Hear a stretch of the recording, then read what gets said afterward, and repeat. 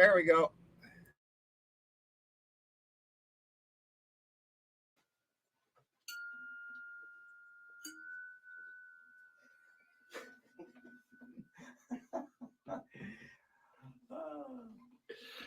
Oh, okay.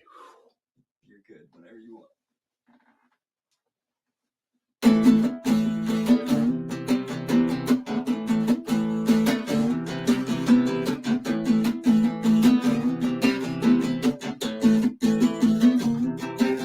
Well, here come all the actors. This play has all been cast. Do not recognize them. Do not know the past. Wasn't so long ago. A different tale was told. The ancient script has been rearranged. New products are to be sold. Yeah, they got you where they want you. Yeah, they put a spell on you.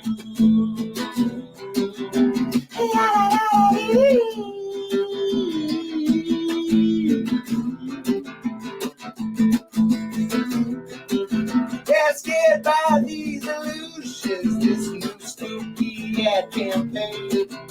Everywhere you turn, it's always pounding in your brain. Mom, do not go to beaches, do not breathe the ocean air.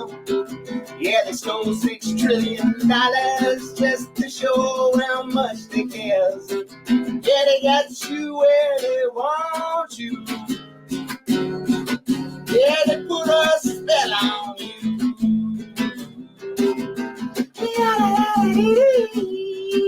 Yeah, they got you where they want you. Oh, flipping through all them channels, programming mind control. Try to convince the world that the humans got no soul. Yeah, they're only flesh and blood. Yeah, they're only dirt and mud. Our lies conspire to douse the fire, inspire with the breath of life. Yeah, they got you where they want you.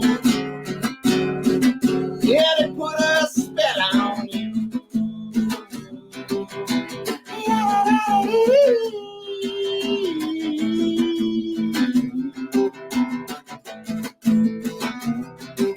Warlock step marching doctors with their daily stethoscopes. Their science they claim the final solution, the only human hope. Or keep you from your neighbors, all muffled up in the mask. Yeah, you take them off, cause you got no cough, but you don't know who to ask. Yeah, they got you where they want you. Yeah, they put a spell on you.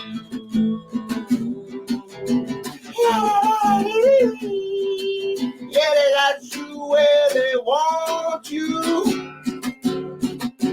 Yeah, they put a spell on you. Oh, one thing is crystal clear. Can I live in fear? Cause if we do, the human spirit will surely disappear.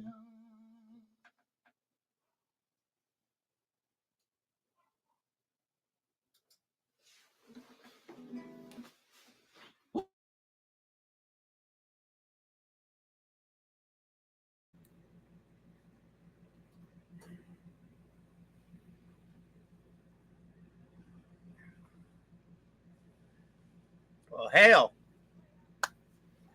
It's a beautiful song. Yeah.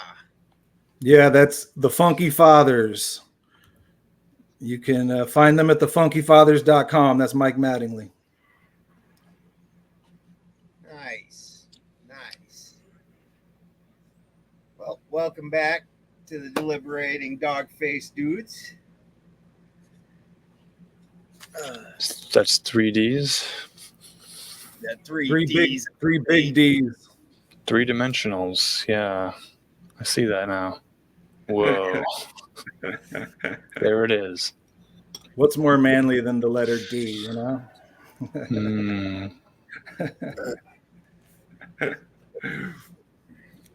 3 big Ds. You can These already tell nuts. this is going to be a spicy show. Well, it was a apropos song, you know. They put a spell on you, right? So kind of get into, I guess, you know, the spell of feminism today, huh? Some of Feminism, feminine wiles. Mm-hmm. Sexual liberation.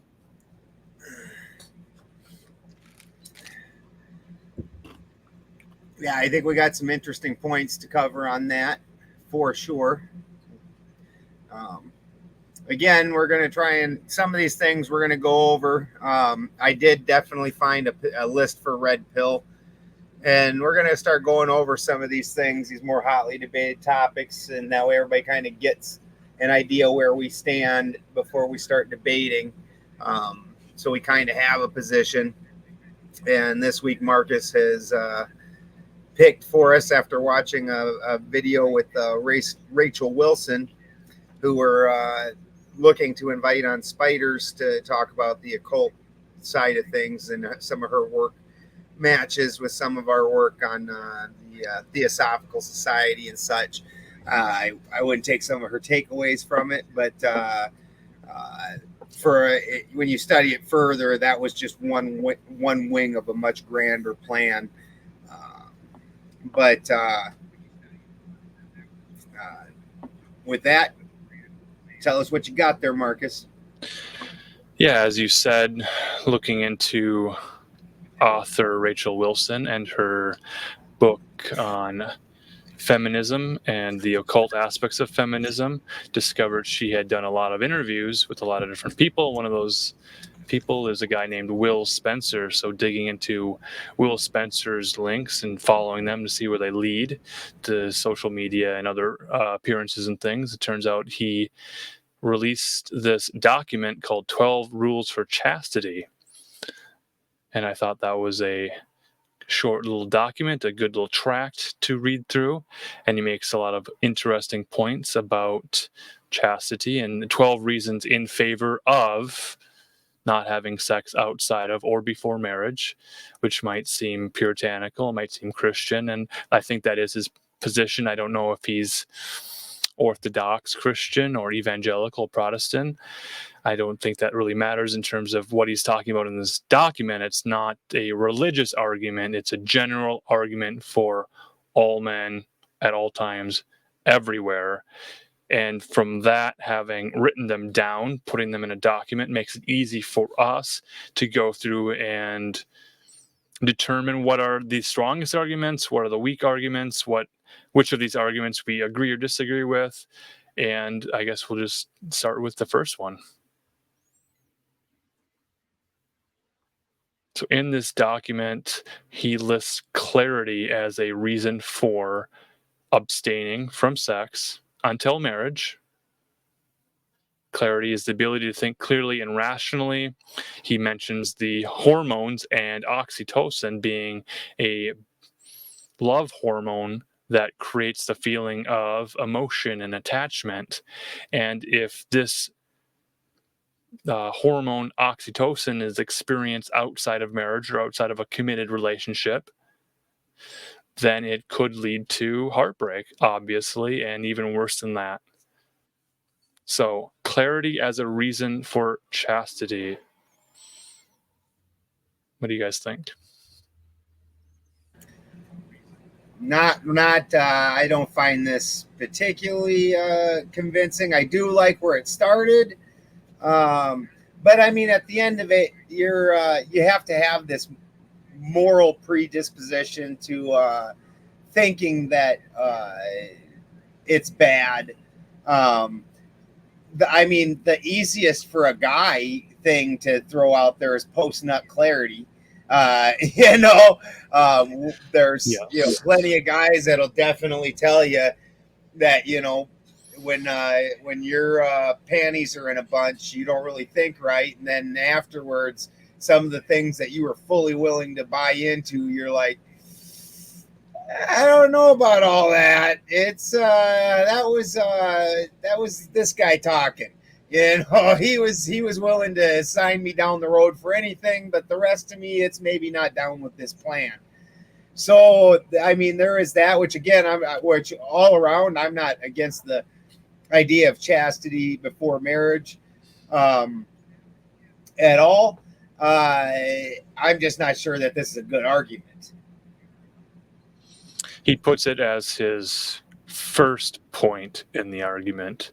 Would you lower it in the list? Is it not the starting I point? think I would probably take it out. I don't see where it's a particularly good argument for me. The only thing that I do understand that you do make a chemical, hormonal transition, and you're supposed to bond with that person in a special way because of it. And I can understand saying that should be somebody that you then are, going to marry, or you are married to, saving that special chemical bond for somebody, because if you start spreading that around, it loses it, but then again, you still have to have that predisposition that's a better thing. I just don't see where any of this is a particularly great argument. Man, my mind is racing on this topic in general, and then applying my experience to that. But I think with clarity, what I'm getting from this is the idea of the hot and heavy physical relationship where you meet somebody and you're attracted, and you guys, it's all great in the beginning, and then you don't really know who that person is, so it kind of clouds your judgment. I've had plenty of those experiences. So, and I thought of the post-nut clarity too, which is something that I realized, before I even started having sex, that if I was interested in somebody and I, serviced myself, right afterwards, I was kind of less interested. And then it also reminds me of, I think it was my mom. I was raised, baptized Catholic, and then raised mostly in a Nazarene church, which is like Christian light, I would say, like very little ritual, just, more community and pretty simple. But I remember someone saying to me that if you're promiscuous, then when you're older, it'll be harder to have a, like a meaningful relationship with somebody. And I have found struggles with that in terms of whatever stuff I was running around doing when I was young, completely detaching from that in order to maintain solid relationships with a partner has taken me a long time as an adult to learn. So yeah, so those are my thoughts on that. I mean, again, I think from his perspective, he's talking about the hot and heavy relationship that really isn't the right one. And it's hard to keep that clear when you introduce sex. And there are 12 of these rules. I think we'll go through each of them, briefly make our statements, and we can circle back. The second one being discipline. The document reads, sexual temptation Hold on, is the Marcus, most... you don't get away. You don't get away. You also have to give opinion. Oh, hot start to a cold end is my opinion here. When you jump into something real hot and heavy and you don't really have a plan, and it's sort of this, well, let's see what happens thing. Generally, you leave food out overnight. It goes to room temperature, or you put it in the refrigerator, this sort of thing. Your appetite, well, what is your appetite for? Is it in the right direction? This type of thing. The clarity makes a lot of sense, where people will say the whole reason of dating and seeing different people is to kind of get the flavor palette, go through the buffet, see what you like and what you don't like. And this is talking about the clarity of, well, are you physically attracted to the person, or are you just feeling the feelings of the biological imperative, so the person doesn't matter? With this document, I've read through it. The key in this document is to say that the person, the man and the woman, are both people. They're very important. And this document is highly in favor of not using bodies for just the sake of being a body. So this is kind of a male imperative to say, let's respect women and let's not use them as just experience objects to gain that experience. This goes against what the general red pill says in terms of the Venusian arts and using the game method and other pickup artist method to lure women in to seal the deal, to then decide if you have enough game to level up. And then maybe after you've played the field, then maybe consider marriage. This document is going before that and saying, well, hold on, before you go to bars and clubs with the intention of picking up women and then bringing them home and sealing the deal with them, let's consider these factors before we even consider if you want to dedicate, your 20s and 30s and 40s to gaming women. So if you're looking at the argument that way, then that's very similar to what John's saying. And I do definitely, if you're putting it that way, I can see where the clarity comes in, where you've taken the time after, like, say 10, dates or 10 months or whatever time period, if you hold off the sex, you're going to start gaining some clarity on what you actually think of the person rather than just going in for the fun. I can agree with that. I mean, I still don't think it's a strong argument. I wouldn't lead with it, but to convince a young person of that is definitely not going to be a strong argument in my opinion. But go ahead, move on. Right, and as we continue through this document, you'll kind of see Will Spencer's worldview. What he's telling other men is probably the best method of living to avoid all the complications and pain and heartbreak, this type of thing. He comes from a Christian perspective. He does bring that into the document, but for these 12 rules, they're not because the Bible says so. He's trying to add practical reasons why this is a good idea to teach young men to say, wait till marriage, wedding day, honeymoon is going to be the reward. So point 2, he says integrity. No, point 2 is discipline. 3 is integrity. Let's go back to point 2, discipline. He says sexual temptation is the most powerful temptation known to adults.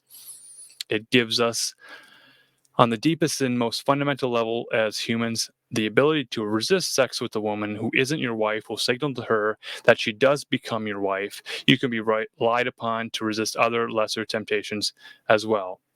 So with discipline, this is the set of rules regulating the behavior. Also, it could be a punishment to train or maintain control. And in Catholicism, it is a whip used for self-flagellation. So this whole discipline thing might bring on images of BDSM and control and this type of thing. And that is in play here in this conversation. For this document, though, it's a lot more tame, a lot more vanilla discipline. What do you guys think? I do like the argument. If you're trying to convince somebody that's not already a little bit on this page, again, I'm not sure that I would put this so highly on the list. But I do definitely agree that our mannerisms and behaviors, that is what we're supposed to be being judged on. And we're unfortunately in this society that's very faux, as in, like, we look at the surface of things and the pretty surface, and we don't look at what's beneath. And the thing is that not to see beneath that surface, you actually have to look at a person's actions, and that takes some time. And we don't want to give that kind of time. We want everything to be immediate, everything to be push button, and so we don't ever want to wait and see how things develop. But all around, I really like where that one went. One of the things that I've always said, it reminds me of, like, when guys talk to me about some guys think it's okay to take a girl from another dude. Well, then if she's been disloyal in that way before, what in God's name makes you think that she's going to not be disloyal again? The next time the grass is greener on the other side, she's going to jump that fence again. And you're foolish to not do it when you're looking to settle down and find a reliable partner to build a life with. It needs to be somebody that has a track record of loyalty and has shown that. You aren't going to want somebody that jumps all over the place, because then the whole thing is then you end up turning into the crazy jealous person because you're worried she's going to be a runaround because, well, you were part of her being a runaround.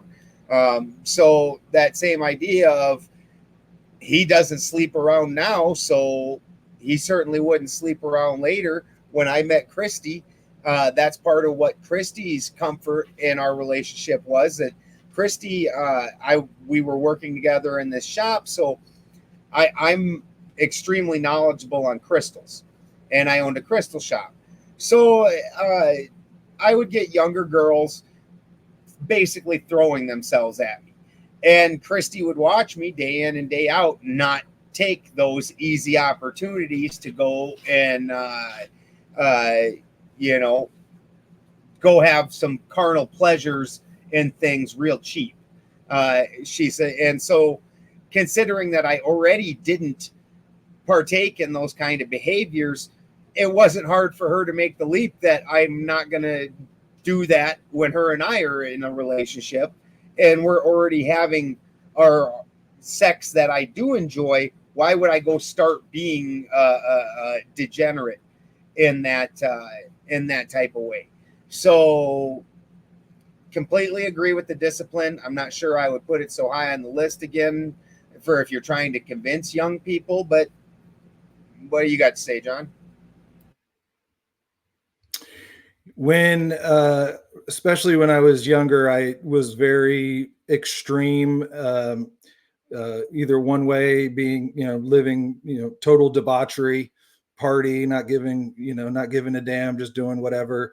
And then I would go through these phases where I just wanted to have discipline and go to the gym. And I always tied in sex with that, including pleasing myself. And one thing I always found interesting about that was I always felt like if I went a good month without, trying to go pick up any women or trying to talk to any women looking for that then it was as if I was more attractive to women, which I always found interesting.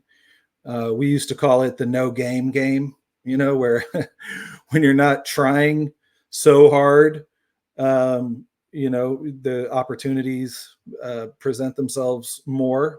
And then one thing I wanted to add, which doesn't necessarily deal with discipline, but an interesting factor I've realized with this discussion is it's so hard to separate yourself from your conditioning. So I remember feeling guilty, in my late teens, early 20s, when I was just really coming into my sexuality, feeling guilty that, whenever I did engage in meaningless sex. And I struggled with that for a long time. Was that a natural thing, or was that the influence of the religion that I grew up in?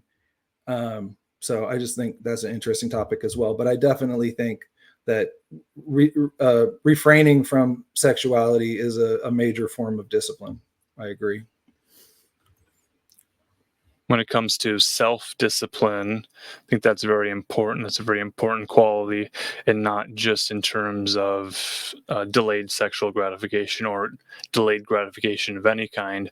For this document, reading through it, understanding that this is open to all men to consider these ideas, and all ages as well. So when we're talking about the psychology of fascism and the way that sexuality and the libido is used through propaganda and in marketing and control and all these things to really focus on the discipline aspect of it, I mentioned earlier the flagellation, the self-flagellation, the punishment for not being disciplined. So to focus so strongly on discipline kind of sets up this discipline undisciplined sort of a spectrum between bouncing back and forth between it. And I worry that this might set up a situation where some men are to the point where this discipline aspect gets associated with sexuality, which then causes turn-ons and attractions, which might then lead them to seek out dominatrixes and be submissives. So now if you're focusing so heavily on the discipline aspect so soon in this document, will it backfire? I don't know. I have more questions about that.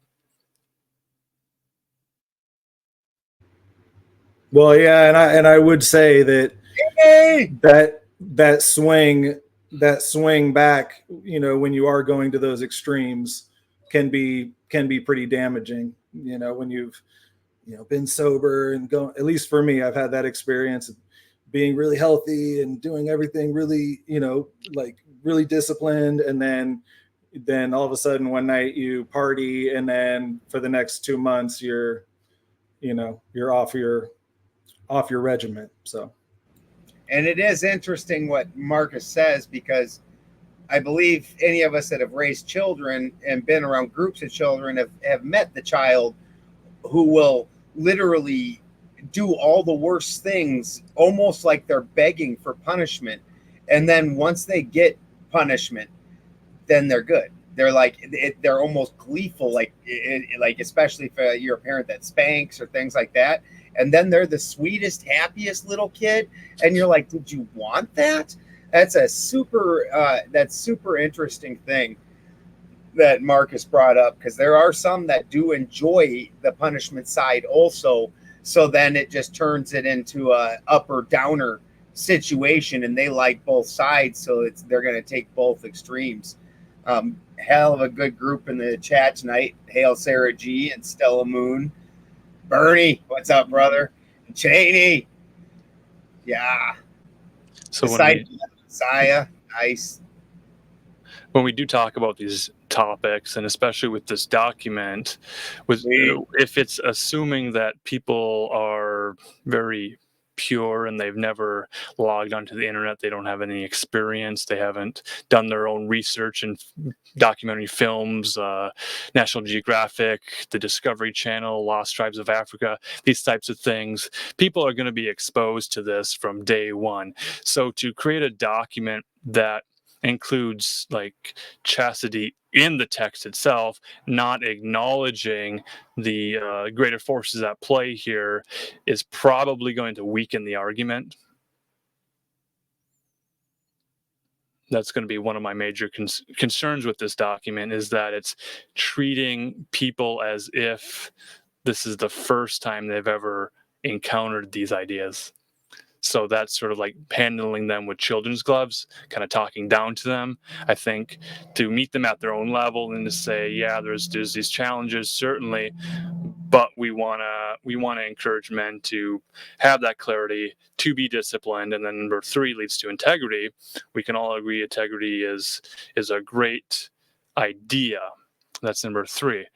Will Spencer writes point number 3 for his 12 rules for chastity. 3 is integrity. It reads, if you tell a woman that you've chosen chastity before marriage and demonstrate the truth of your words through your actions, then you prove that you are the man you say you are. The right word for that is integrity, a quality solely lacking in young men today. Being a man of integrity has great value, not just in your romantic relationships, but in brotherhood with other men and in the workplace as well.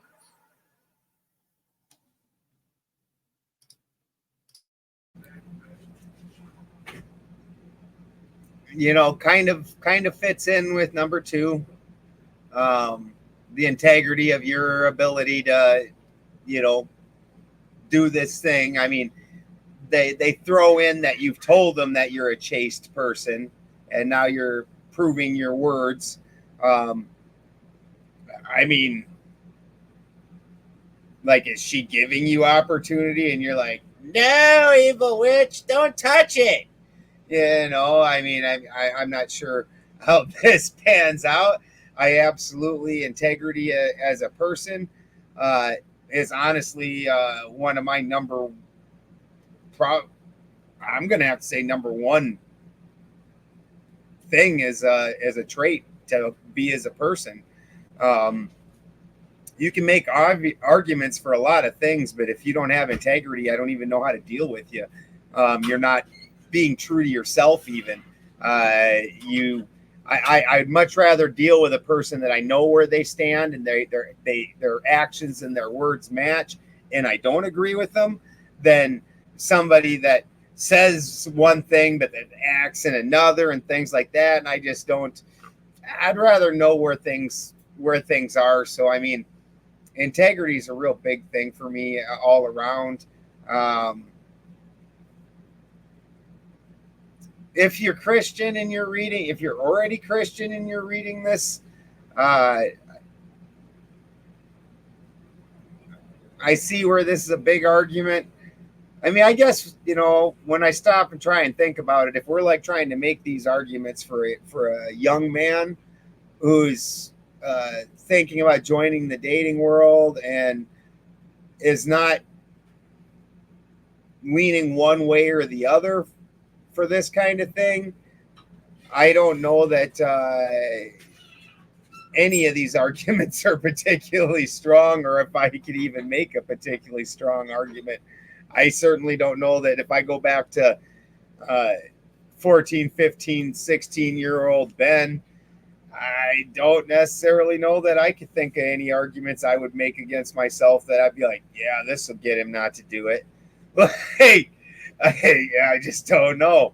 But I don't agree or disagree with the sentiment. I really like the sentiment quite a bit. Again, Christy knew that I was somebody that was not a runaround at that point in time, that I have had periods of that in my life. I'm not saying that I'm some virtue mountain. I've made mistakes, a lot of them in my life, and I've made solid choices afterwards, I would certainly hope, and tried not to repeat them, or at least after I learned that behavior wasn't something that was acceptable. And this being one of them, just entirely stop it and truly stop it. Like I said, when Christy and I met, she saw me living out the things that I was saying, that I don't think that kind of behavior is acceptable. It's like, yeah, I see him get the chances and he just walks away. She's literally seen girls try to get up and, do that thing where they're talking, they have to touch you and everything. And I'll just grab a crystal and just put it in between. It's like, there you go. Don't be all touchy uppy on me. So she understood that there was an integrity to my word and my actions. I don't disagree with the sentiment at all. I still don't know if I was 16 that you could make me think that I shouldn't do this, have sex though. I have thought a lot about how you could teach healthy sexuality to children. And I do think that something like this, like life skills, that could be introduced even younger before you're talking about sexuality, so they have a grasp of what these concepts mean in general. I'll say for me, integrity is about really being honest about what you're doing and what your intentions are. So I know at one point in my life, like when I was in just getting out of high school, and I cheated on a few girlfriends, and I realized if I'm going to play the field, I'm just going to be honest about it. And to me, that's a level of integrity, because at least I'm not trying to trick anybody into, oh, I love you and I want to be with you forever. I'm pretty much just letting it be known at that time. I'm not looking for that. And so, in that way, both ways could be integrity. It's more about being honest with the other person about what your intentions are, what you're looking for. So I think that's the important part of integrity, not tricking people into sexual relationships if you're not looking for anything serious and they are. But again, I do think in general, I agree with you guys. Again, we're at the point we're at, and we're all inundated. I mean, it's a fractured society, right? We're raised with these Christian values on one hand, and then on the other hand, you've got all this sexualizing that's just increasing and increasing, and to the point we're at now, where I don't know if it could go any further. But you know, I mean, introducing this to teens now is sort of like counterculture, but I do think they would still look at it as Christian, and it would sort of have a negative connotation to it in their minds. Before you go, Marcus, can I ask John a couple questions here? Yep. So I also have been in the same position and lived that same position where I felt like as long as I was being honest about I'm not trying to have a relationship here, I'm just having a good time, you know, and so with that, you were able to have a good time with multiple women. So where I started having a problem with the intent, and I'm going to tie this to the integrity, is that understanding that if you're truly being honest and having a true integrity, where you're trying to be a good person, so you understand that women a lot of times will do that kind of thing and go with that kind of flow, like, oh yeah, I don't want to get married, I don't want this. And a lot of times they will do that in order, and I understand that there is some little deception in this, but the fact is they want to be desirable and likable. And so they're willing to put themselves in positions that they're truly not cool with. And you are actually preying on that. And the thing is I fucking know I was. You know, whether anybody else wants to admit it or not, there were girls that, and you can go up and there are girls that they really like you, and they're all willing to oversee some bullshit, and they're willing to do some shit that they're just not cool with, just to try and get your attention in time. And you're kind of being a fucking leech and a foul son of a bitch by taking advantage of that. And I had to be to truly have integrity with myself first and foremost. I had to come to terms with that's actually what was going on. That this girl I'm assuming just because I'm saying I'm doing that she's actually cool with that. Just like Christy at one point in time, and I'm sure in her mind she even convinced herself that she didn't care about marriage, and her and I lived together and stuff first, and we were very against the marriage from the state, and in the end of it, when I thought that situation through quite a bit, and I asked Christy to marry me, it changed her whole world. She always wanted to be married. She was always saying that other shit because that's what kept our relationship happy and kept me happy. But that wasn't really what was going to keep. And that's what women do. And that's one of the beautiful things that you need to understand about women. But to be a good man, you need to understand when you're taking a dirty advantage of that shit. And that's where the integrity came in for me. So, just respond to that in general. I mean, I guess it's not a question. It was more of a statement of what I had to work through in my own head when I moved past that situation and into something more real. Go ahead and respond, John. Yeah, I would agree. I mean, I definitely was conflicted at that time. And I knew there were times where there were women that, like, I had like a sense that, you know, we had crossed paths because I was maybe supposed to help them with something. But I guess at that time in my life, it wasn't clear on what I could offer them. And again, I mean, I'm raised in this mess just like the rest of us. So I was, playing a role to a certain extent of what I thought it meant to be cool and, like this guy talks about your body count. Right. And then, and again, I mean, it is interesting. I'm seeing in the chat a lot of the women saying how gross it is. I mean, that's an interesting phenomenon too, because I don't think men innately think it's gross to hook up with multiple women, but women do, So that's an interesting. What I think most that you can point out on that is there's a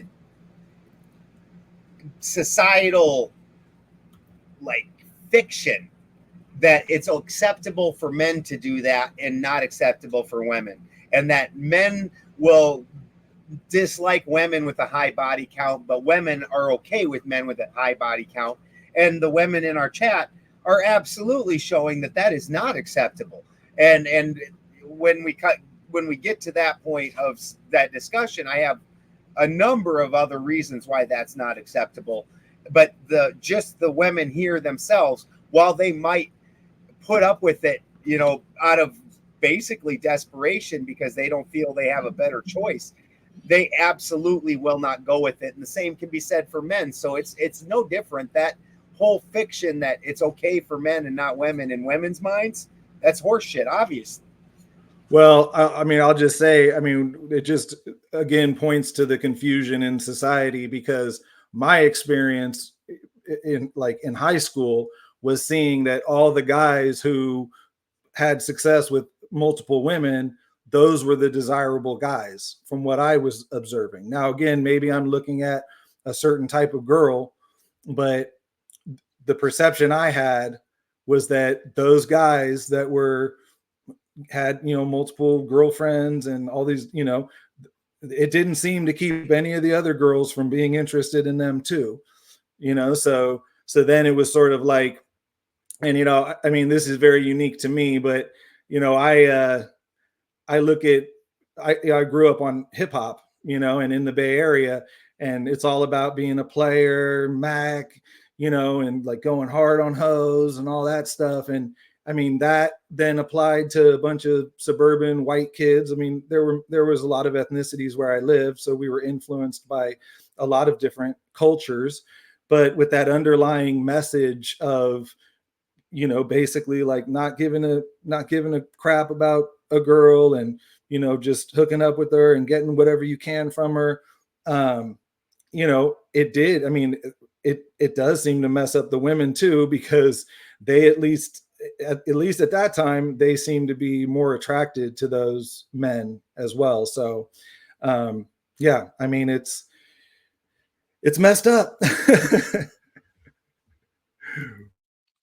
And that's kind of where Will Spencer releases this document, 12 Rules for Chastity, an antidote to weakness, recognizing that sexual liberation from the 60s and now into modern age with red pill influencers in the manosphere, creating weak men out of this promiscuity. So men are weak and viewed as weak and experiencing weakness due to their promiscuity.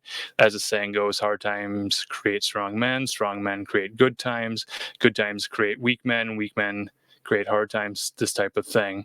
And through the sexual liberation, especially women's liberation, birth control, no fault divorce, all these things, the legal matter is just mired in all sorts of confusion. And to cut through that, this clarity, this discipline, this integrity, these are antidotes to weakness, according to Will Spencer in this document. Do we get to point, I guess my reaction to the integrity thing, my notes here, it is when you prove that you are the man you say you are, you build integrity, and then this sort of moral or ethical code, having integrity in yourself, is sort of the self-confidence to say that, I'm valued, I have worth, people like me. And the opposite of that is sort of this these lies that you'll get into your mind, where the voices, this could get into like schizophrenia and mental illness, these come from voices saying that, well, see, you don't have integrity, you have no self-discipline, you never have, you never will, so don't even try. There's no recovering from these disastrous relationships you've ever had. You've got this habit, your mom and dad were not perfect, you're not going to be perfect, so why even try? Marriage is unobtainable, so settle for less than marriage, keep riding around town. The phrase is the cock carousel. You ride around, you jump on whatever you can, this type of thing. These easy women having these one night stands leads to this lowering of integrity, this destruction of self-discipline, and there is no clarity in that. It's just very dizzying and intoxifying. And then add to that party culture, drugs and alcohol, and all the other unhealthy habits that create a lifestyle that leads to weak men. Will Spencer is saying the antidote to weakness are these 12 things. He's mentioned clarity, discipline, integrity, and the fourth is going to be strength. Are we ready to move on to strength? I did just want to state real quick, John did even hit this point in when he was talking, and this is going to be everybody else. And hail James Maiden, you big stud. The girls that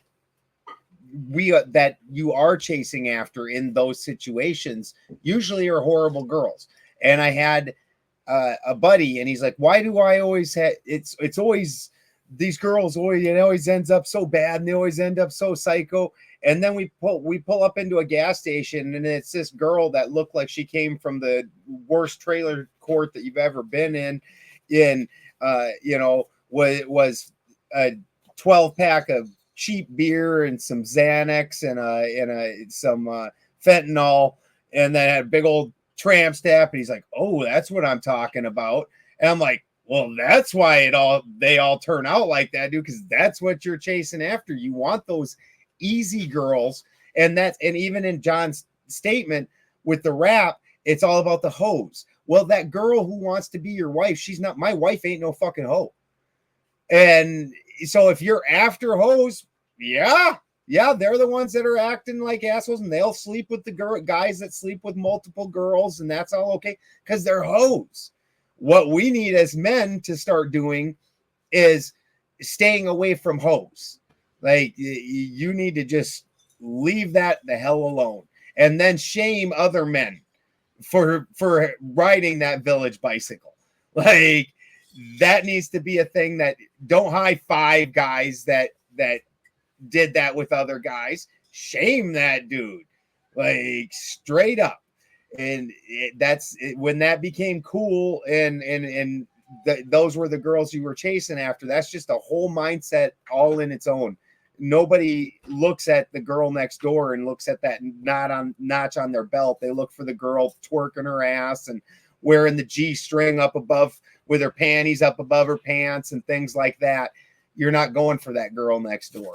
So yeah, I would just say, like, I agree with you, but man, how do you get a 17-year-old, 18-year-old boy to think that way? I mean, some of them do. For them. Some of them do, but I mean, it's such an uphill battle. I mean, I think these kind of life skills need to be introduced much earlier in order to have any opportunity. If they've already, I mean, I've got two nieces, one in high school, one in middle school. And the other day I seen my niece at the, down in the downtown area with her friends. And I look over and I can see her butt cheeks, and so I texted my sister, and my sister's like, yeah, it's a constant battle. And what do they say to her? They say, my body, my choice. So, I mean, it runs deep.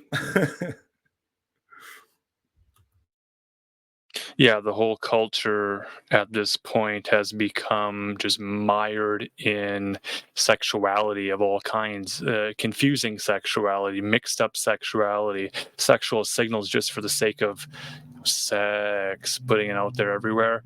And it's might be hypersexual, it might be anti-sexual. It's just confusing is what it is. This is why Will writes these 12 rules for chastity, to say it's time to have some clarity, have some discipline, have some integrity. 4 is strength. He says this one is simple. If you can't stand up to your wife, you can't stand up for her. Furthermore, if a woman succeeds in seducing you sexually before marriage, she'll be able to seduce you in other ways after you get married. That is a recipe for disaster in a world where the family faces more threats than ever from both inside the home and out. So have the strength to remain chaste, pure, chastity. This is the voluntary celibate manifesto, and it's a good thing. I just got to say one thing, that this story's been like in my mind, and this one reminded me of it. But around the age of 21, I was in the mode of, I can't just like hook up. It never works out when I hook up with a girl too soon. I need to give it time. I want to date for at least 3 months before we do anything. And I was dating this woman she was a little bit older than me. She already had a kid. And this one night we were, it was on the verge, and I basically said, no, I don't want to do this. And it offended her. And she was like upset, and I was so confused. I remember just being like, what? Like, I'm trying to do the right thing, and then my dumbass like pretty much gave in the next time, so I guess I failed at that one, especially when I was younger, but yeah. Just wanted to share that because I remember just being baffled that I was trying to do the right thing. But I think it goes to what you're saying, Ben, is that women want to be admired. They want to be wanted. And she took it as a rejection, but it wasn't a rejection. But she couldn't wrap her mind around it. I agree. I like this point very much. It goes to a point that so there's a confusion that got basically, I think, purposely placed in society. Women are more sexual and lusty than men are by a lot. Women are more reserved with where they will place that. So where a man will, they tried, and I was taught this when I was young, and even when I was a kid, I was like, what the fuck are they talking about? And they would say dumb shit like men think about sex every 8 seconds and stupid shit like that. And I'm like, even as a kid, I was like, how the hell would I ever get anything done or think about anything else? That's just absolutely insane. And so we were taught by a system that men were the sexually driven ones. And that is just not true. For men, sex is when it strikes us, we want it. As soon as it's done, we're done, we move on. That's why the whole post-nut clarity that we talked about earlier. Where if you're a good man and you're in a good relationship with your woman, and she truly loves you and wants you, she wants you to hang around in bed all day. She just wants you to we'll just cuddle and we'll just talk to each other. And that's all that she actually wants. And we can make it off nothing and things like that. And you have to be a man and go, listen, baby, I really, really, goddamn, look at that. I really would like to be staying there doing this all day. If I do, you're not going to eat tomorrow. We're not going to have a home next month. I need to have the discipline as a man to say no to this and go do what I need to do, because I have jobs as a man that need attended to, and nothing can stop that, including the indulgence of this absolutely wonderful, blissful time with this beautiful woman.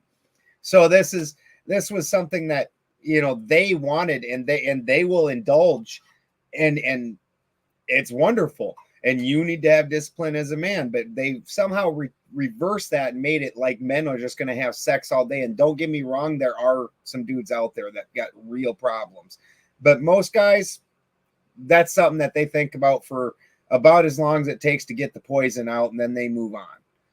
So I love where it went with strength.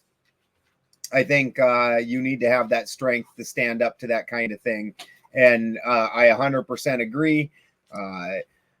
In the society I grew up in, because women are the arbiters of sex, then they became the arbiters of so much else. And guys, just, you see all these really weak fish guys that are just like, oh, but the girls like it. Like when I see these dudes wearing stuff like skinny jeans, looking like a little gay boy, you're like, what the hell are you doing? Oh, the girls like it. Oh, maybe, you know what the girls actually like? Men. So quit acting like a bitch. And you'll find out that while they said they liked that thing, they like this much better. So yeah, it's a good one. That's strength. Strength is the intensity of a force or a power. It's its potency. If the man retains his potency, he retains his strength and power. That gets into physical strength, mental strength, emotional strength. How many times do you hear women complaining about weak men everywhere, weak sons, just weakness all around? These are the antidotes to that weakness, and it is 12 rules for chastity. He gets into insurance. He says life happens. If the relationship falls apart deep into the courtship process, the point of seeing a woman is to lead towards marriage. That's courtship. It says, including after meeting each other's friends and families. It will hurt much less if you remain celibate together. Not to say it won't hurt at all. It certainly will, but it will hurt less. So in case of a disaster, that small insurance against unnecessary pain can be paid dividends long before the words I do are spoken at the altar. These are the 12 reasons why a man should think twice before having sex with a woman who isn't his wife. We're critiquing these arguments. He's made 12 points. Point number 5 is insurance. What say you?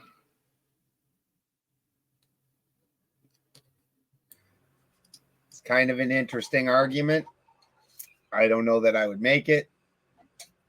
If I was going to go with a biological argument, I have an entirely different biological argument that I actually would make, where you have a horizontal DNA transfer.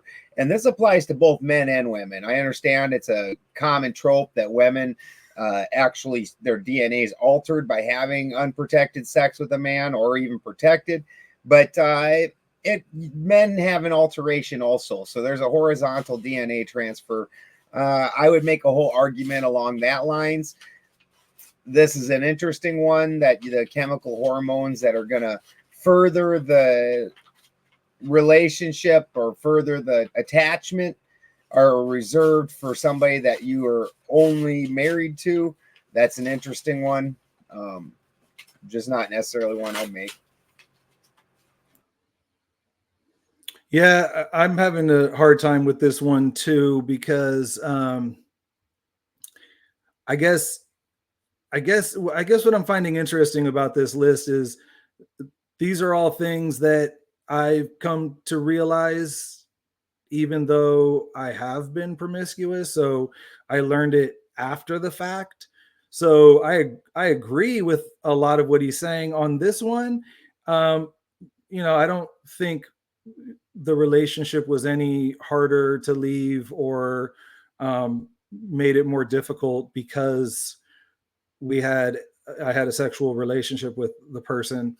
And I think, again, it's a statement about where we are in society, where we've all kind of become hardened to it. Well, not all of us, but people who have played the field or been with multiple people, you do kind of learn to just develop a thick skin, and you kind of assume that a lot of people are having similar experiences, especially, at the point I'm at, I'm gone through a divorce and now remarried, and just, it's a different, it's a different perspective, because we have a strong relationship.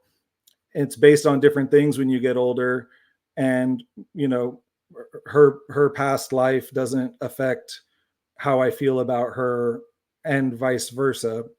I think, but again, I think it's because of where we are. I mean, it's just an assumption that people are sexual, and I don't know what Will Spencer's experience is, but ultimately, like, I've come to these same conclusions that, sex is better when you're in love with somebody. The relationship is better if you wait. Um, and so, yeah, I guess this one I don't really connect with too much because that just hasn't been my experience. Like the sex making it harder to leave the relationship. And I would say, I don't know, maybe it was different for the woman, but I would imagine that it would be somewhat similar. This idea of insurance brings up like a financial aspect of things, recognizing marriage as a business agreement, and maybe the idea of, well, now people want to sign prenups, so they're saying, well, we want this to go well, but if the worst possible thing happens, we want to have arrangements for how to get out of this without doing as much damage to each other as possible. This sort of mentality of, well, we look at divorce rates, we look at all the pop music with all the breakup songs, that's already sort of programming people's minds to accept the fact that, well, it's more than likely you're going to see someone fall in love and break up. So that's sort of that cycle that just repeats itself. There's sort of you meet somebody, you have the honeymoon phase, and then you get bored of them, and then you kind of push and pull for a while, and maybe there's a breakup, maybe it's a big one, maybe it's a small one. I guess this idea of insurance is hedging your risk to say, well, I don't want her to burn my house down because I've met her parents, I've met her family, they all know who I am. I don't want to have to move out of town because everybody... Well, it's sort of like you're escalating the situation. You're saying, I want to meet your parents, meet my parents. Let's meet families. Let's figure this thing out. And then if the relationship falls apart through this courtship process because you haven't been intimate on that level, then it's going to be easier. In these purity culture youth group meetings and in like abstinence only sex-based education, they'll bring the Oreo cookie, and there's that mixture of whatever toothpaste stuff in the middle, that white pasty stuff, and they try to split the cookie, and they always do it where it's like, well, sometimes it's all on one side, or sometimes it's not evenly distributed, and they kind of say, well, when you break up, it's going to be messy and things aren't going to be fair, and then they mix the metaphors. So this whole mindset that, well, all relationships come to an end, and when you get into marriage, it's sort of the till death do you part thing. But because you haven't gotten to the marriage stage, we're trying to get to the marriage stage. I feel like this advice is realistic and it's applying to all men equally. So now when we're talking about the sexual marketplace value of men and women, recognizing that a lot of these men that are labeled as creeps or weirdos or antisocial, these types of guys are seeking marriage too.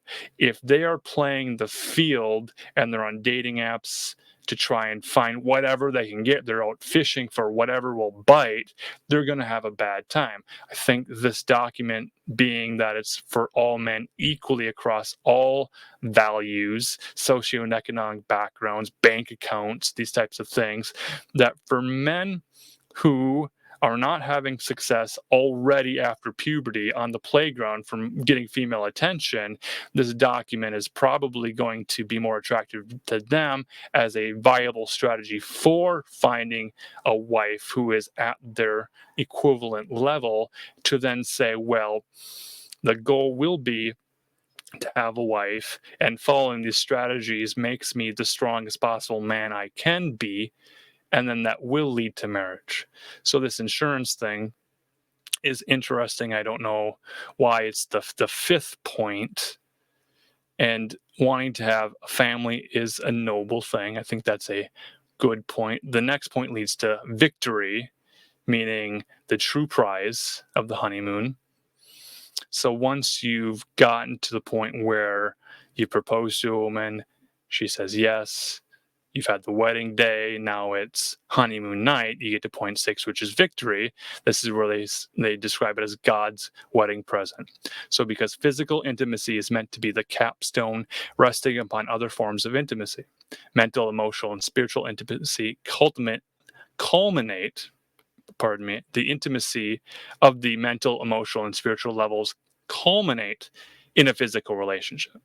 So imagine having sex with a woman you've built a genuinely committed relationship with, and then imagine the fulfillment of discovery to truly know her at last on your wedding night. In a culture that does intimacy exactly backwards from that vision, success in waiting is the ultimate counter-cultural victory. I've heard many other purity presentations that lead with this as being point number one. This is the first thing they talk about. They say, raise your hand if you want to have great sex someday. No one's raising their hand because they're all feeling awkward and they're not trying to make eye contact with anybody. But they start out with the main point being, well, when you've saved yourself for marriage, you're the ultimate gift. When you unite with husband and wife in a honeymoon intimate setting, well, that's God's wedding present. That's the ultimate gift to each other, that sort of thing. I think it's a garbage point. I think this is just hot garbage.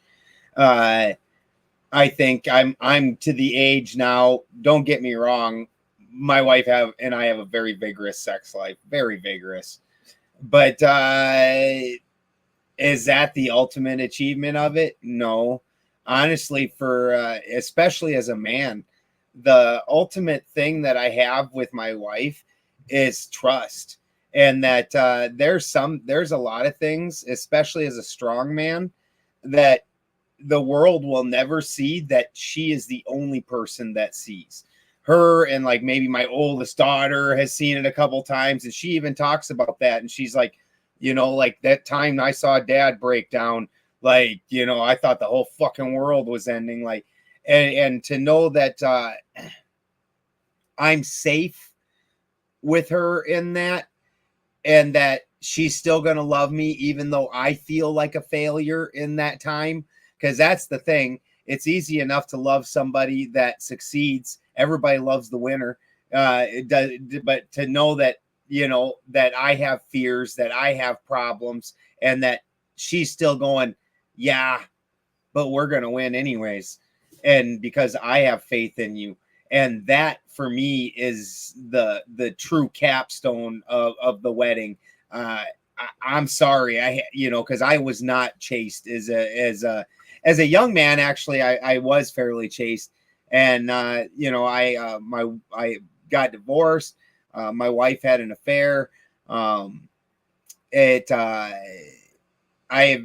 went through a period where it wasn't good. It was in my late 20s, and in order to mentally survive, I made a disconnect between sex and love, and it was you know. And at the end of the day, and don't get me wrong, I will definitely say that with my wife, it's much better than anything I ever had in that point.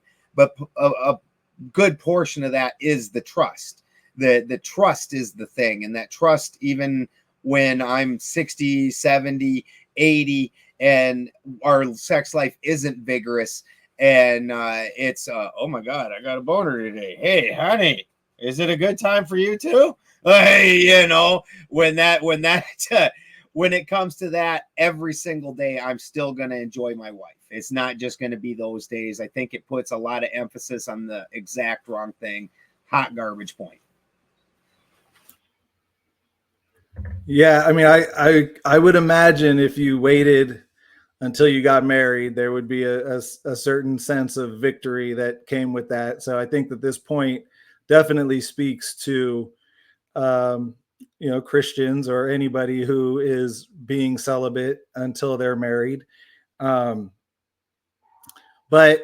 as you kind of touched on, Marcus, this can also and has also led to, you know, strange behaviors amongst young Christian kids, teenagers who are doing other things and saying, well, since it's not, you know, it's not technically sex, they're kind of finding ways around it, which can, you know, kind of lead to some deviancy, I guess, if you want to call it that. Yeah, one thought I had too, just wanted to add, is that, you know, we talk about all the, you know, psyops and how we've been conditioned into this with the sexual liberation and everything. I wonder how, I would think a big part of that is the whole creation of adolescence, because you've now created this 4-year time span where you actually are of age to be able to start, interacting sexually with others. And yet now you're in a 4-year concentration camp, called high school. And, marriage just seems so far down the road that at a certain point, I think people just, they just think, well, I think for me, that was something, well, I know I'm not going to wait till I'm 30. So I might as well get it over with. And yeah, I just think that, it just runs so deep how far we've been socially engineered into the situation that we're in, because again, we kind of deny adolescence, or at least in word, sexuality, and then they're exposed to it through media constantly. And everyone's expected to go to, you're going to go to college and finish high school and go to college, and adulthood just seems so far away. So we've kind of infantilized everybody. I don't know if I said that right, but yeah, everyone is still a kid until they're 25 years old, basically. Right. So reading the document, getting to point 6, victory, reading God's wedding present, I think a lot of people are going to check out and not read the other 6 points at this point. They're like, what are you talking about? And to say that honeymoon night, consummating the wedding, is the ultimate victory, and if you follow the directions and you've abstained from sex, you don't have experience, and then you're ready to seal the deal, and then you don't know what to do. She's waiting for you. It gets awkward. Now you're married to this person, and then it might be the ultimate letdown on a wedding night.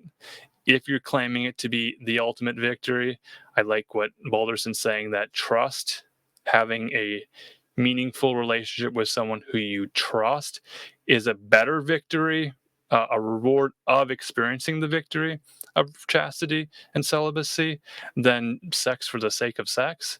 So if we are dealing with this inceldom, this sort of crisis of involuntary celibates, they read this thing and it sort of creates this magnetic repulsion aspect where they're already in this environment where they feel like they'll never get sex. Then you tell them that sex is the victory and the prize for being strong and waiting. So then that sort of creates this where they're pushing it so far away, and it's repulsive to everybody because they're treating a woman like the prize, like they're looking for a partner to experience the victory, and then setting up for a big letdown. The point that you make about, well, how long do you have to wait? Well, if you get to puberty and then you're thinking, well, I got to graduate high school, then I got to grade college, that time frame is a very real time frame. And people think, well, I'm going to marry when I get older. There's this whole pushback against getting married too young. So for this point to stand in this document, I don't think it strengthens the argument at all. I think it's a true thing that needs to be brought up and addressed. But for this argument, I think it's so far the weakest point and would probably cause people to not accept the other 12 rules or points for being strengthened in the ability to resist and to wait to only have sex with your wife. I think it's not doing this any favor. It's not helping the argument.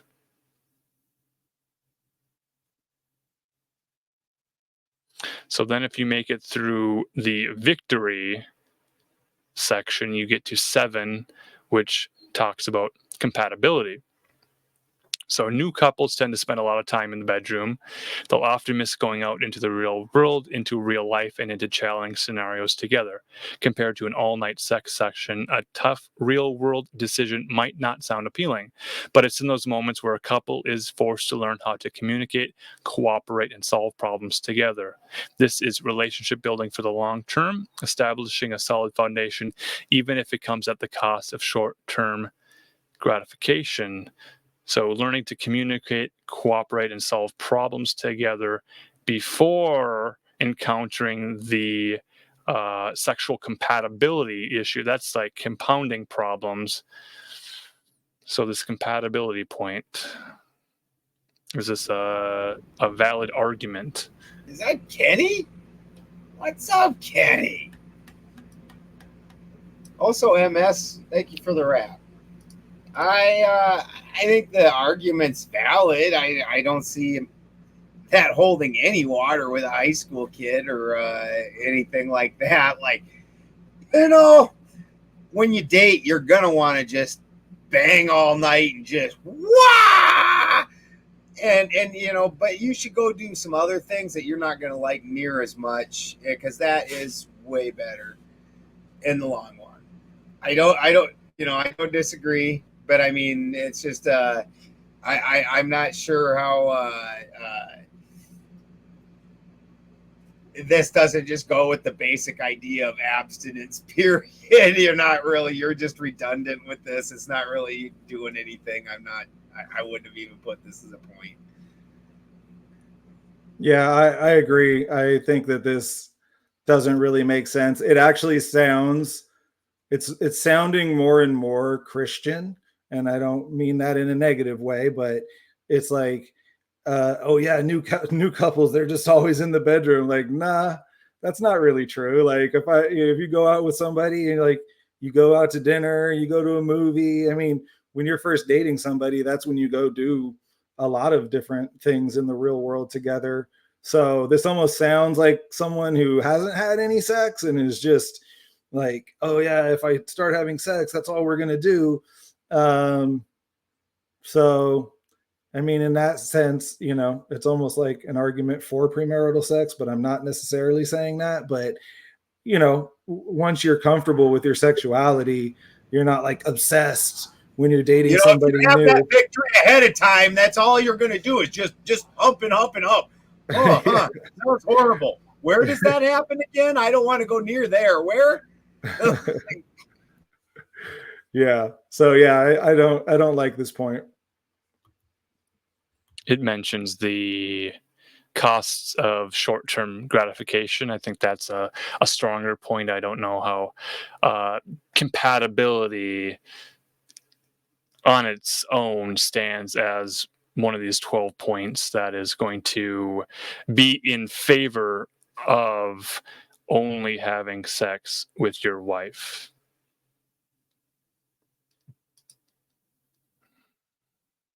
Eight is consequences. This is usually where people start the argument. They say, well, there are consequences, and then they'll go through the most obnoxious and disgusting looking effects of what happens when you're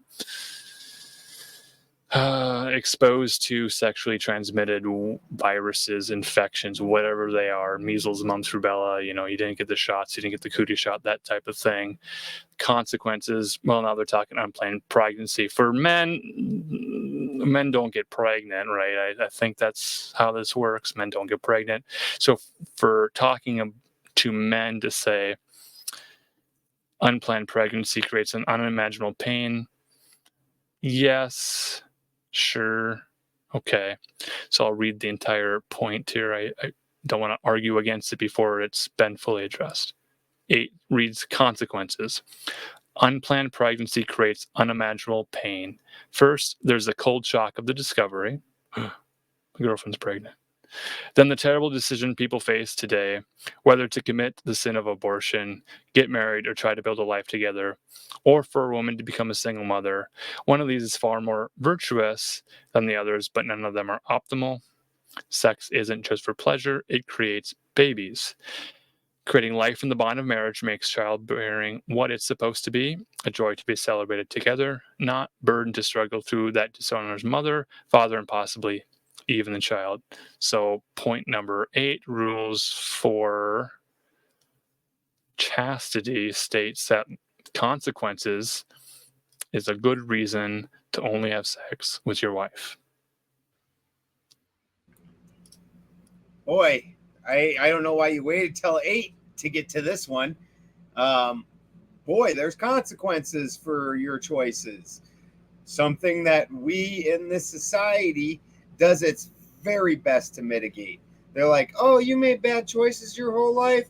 Oh, well, we're a welfare state. We don't actually make people pay the price for their consequences.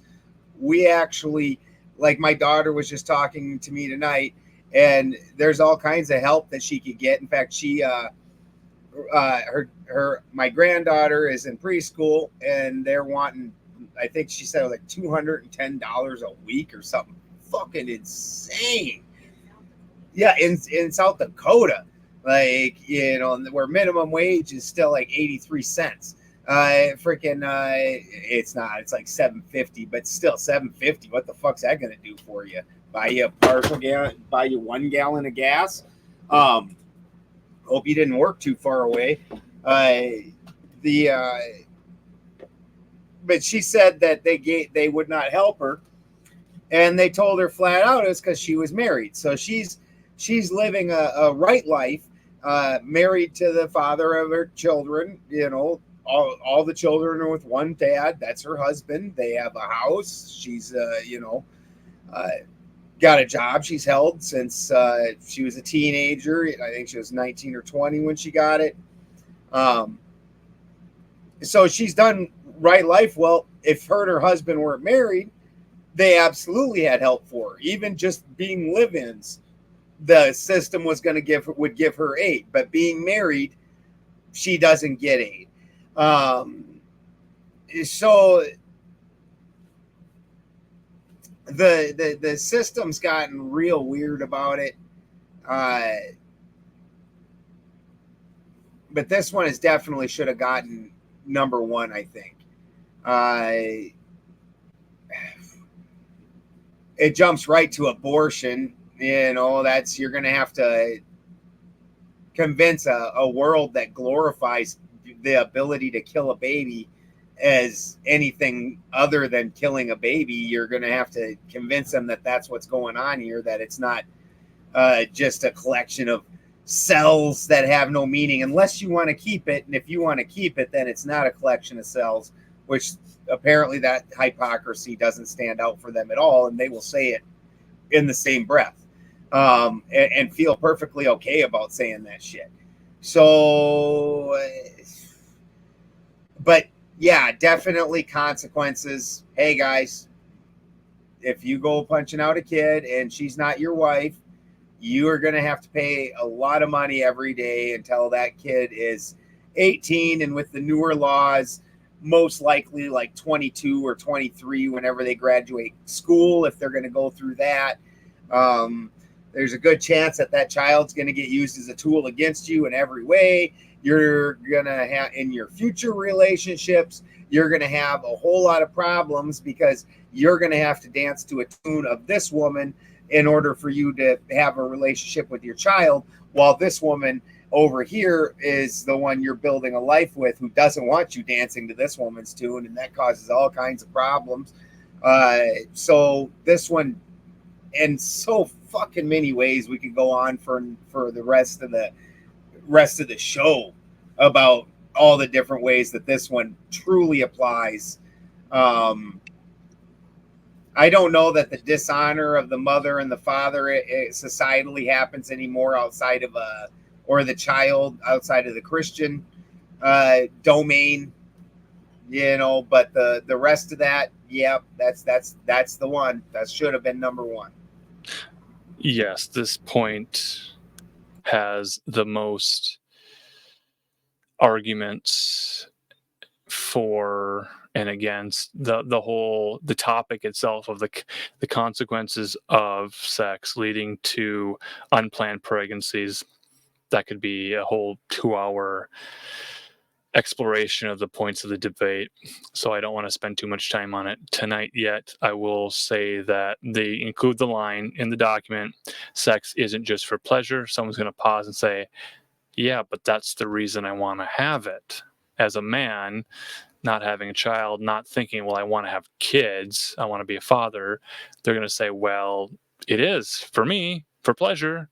So I guess this rule doesn't apply to me, and then maybe the other rules don't apply to me. So maybe the whole idea that waiting for a wife to only ever have sex with my wife is just not going to apply.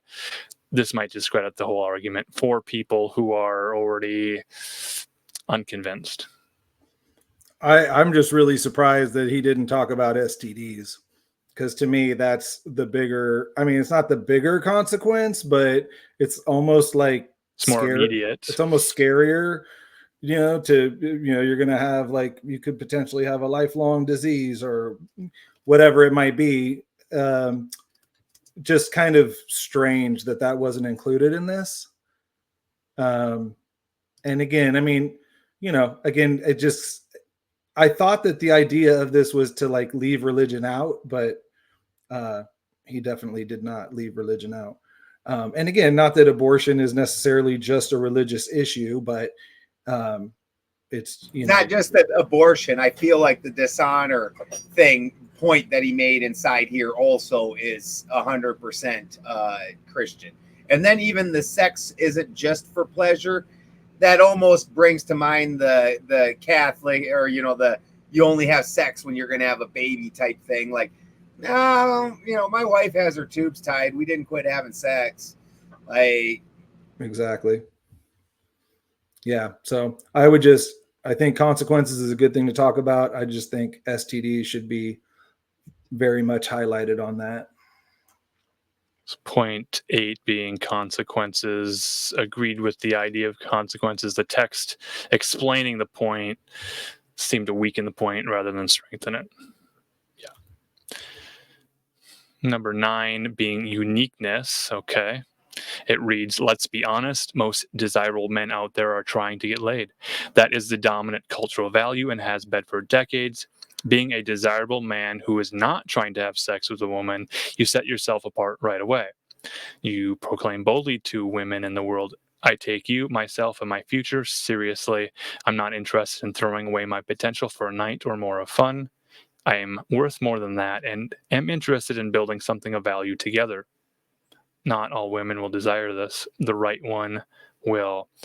Being unique is an antidote for weakness. Point number 9. I think probably the most well done point that he's made. I 100%.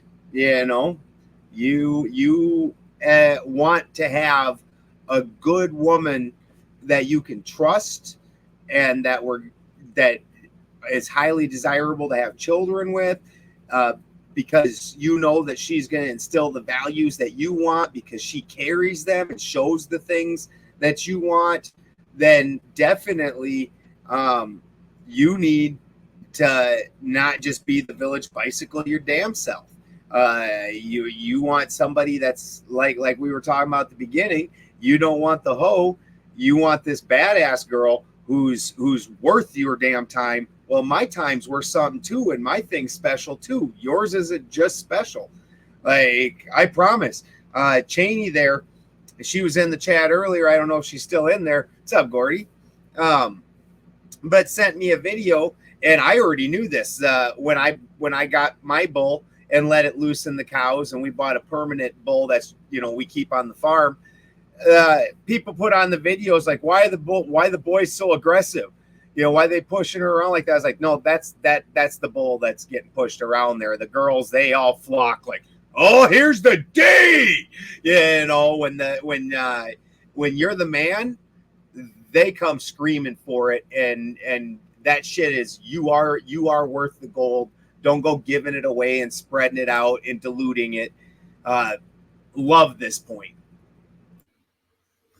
Yeah, it's kind of like not having a tattoo is rebellious now, right? It's like, or it's like counterculture, right? It's like like I see my teens, they go through their their self-expression, and honestly, everything's been done. Like, there's not really anything else that you could do to shock us that we haven't seen already. So yeah, at this point, you do stand out if you're a person who is waiting. And this is going to set up a situation where this is a certain person who's looking for another person that has those same values. So this will work well if you are in that situation. So yeah, I think it's a pretty good point. Uniqueness so far being the best point that we've gotten on this document. Number 9, I think maybe the way to explain this to people is it's your reputation precedes you. If people talk behind your back saying, well, he's a fuckboy, well, once a fuckboy, always a fuckboy. This sort of uniqueness to say, well, I'm more than just my desire to get laid from anything that'll give me any attention. That really does set you apart, makes you not desperate, that sort of thing. Probably bump that up on the list, talk about it sooner rather than later. Don't wait till point number 9 in the argument if you've already lost people. Number 10 is a bit of a weird one. I'm scratching my head already. It reads continence before I make incontinence jokes or talk about Kegel strength. I'm just going to read what I was already in my head going there too. So we have to read the argument on the page and address it directly. It's a bit of a challenge when the word is continence and people are already giggling. Okay, here we go. Life for a single woman is like walking around a harbor, seeking a ship to take her on an ocean crossing adventure. At the harbor, many sailors are working on their boats, equipping their vessels for the long, difficult voyage. Because life sends storms, waves, and giant sea creatures from the deep, a captain must be prepared.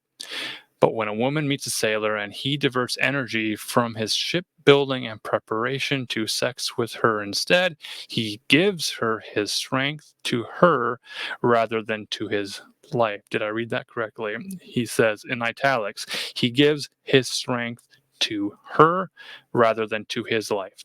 Okay, continence. It continues. She may depart before setting sail, but he will still have his voyage to take. As captains of our lives, our strength must be given to ourselves first to build the strongest, safest, and most seaworthy vessel that we can before setting sail. If a woman wants to join us on that lifelong journey, she is welcome too, but that's when she gets the benefit of our strength, not before. So the definition of continence in this instance is an uninterrupted course or a continuity.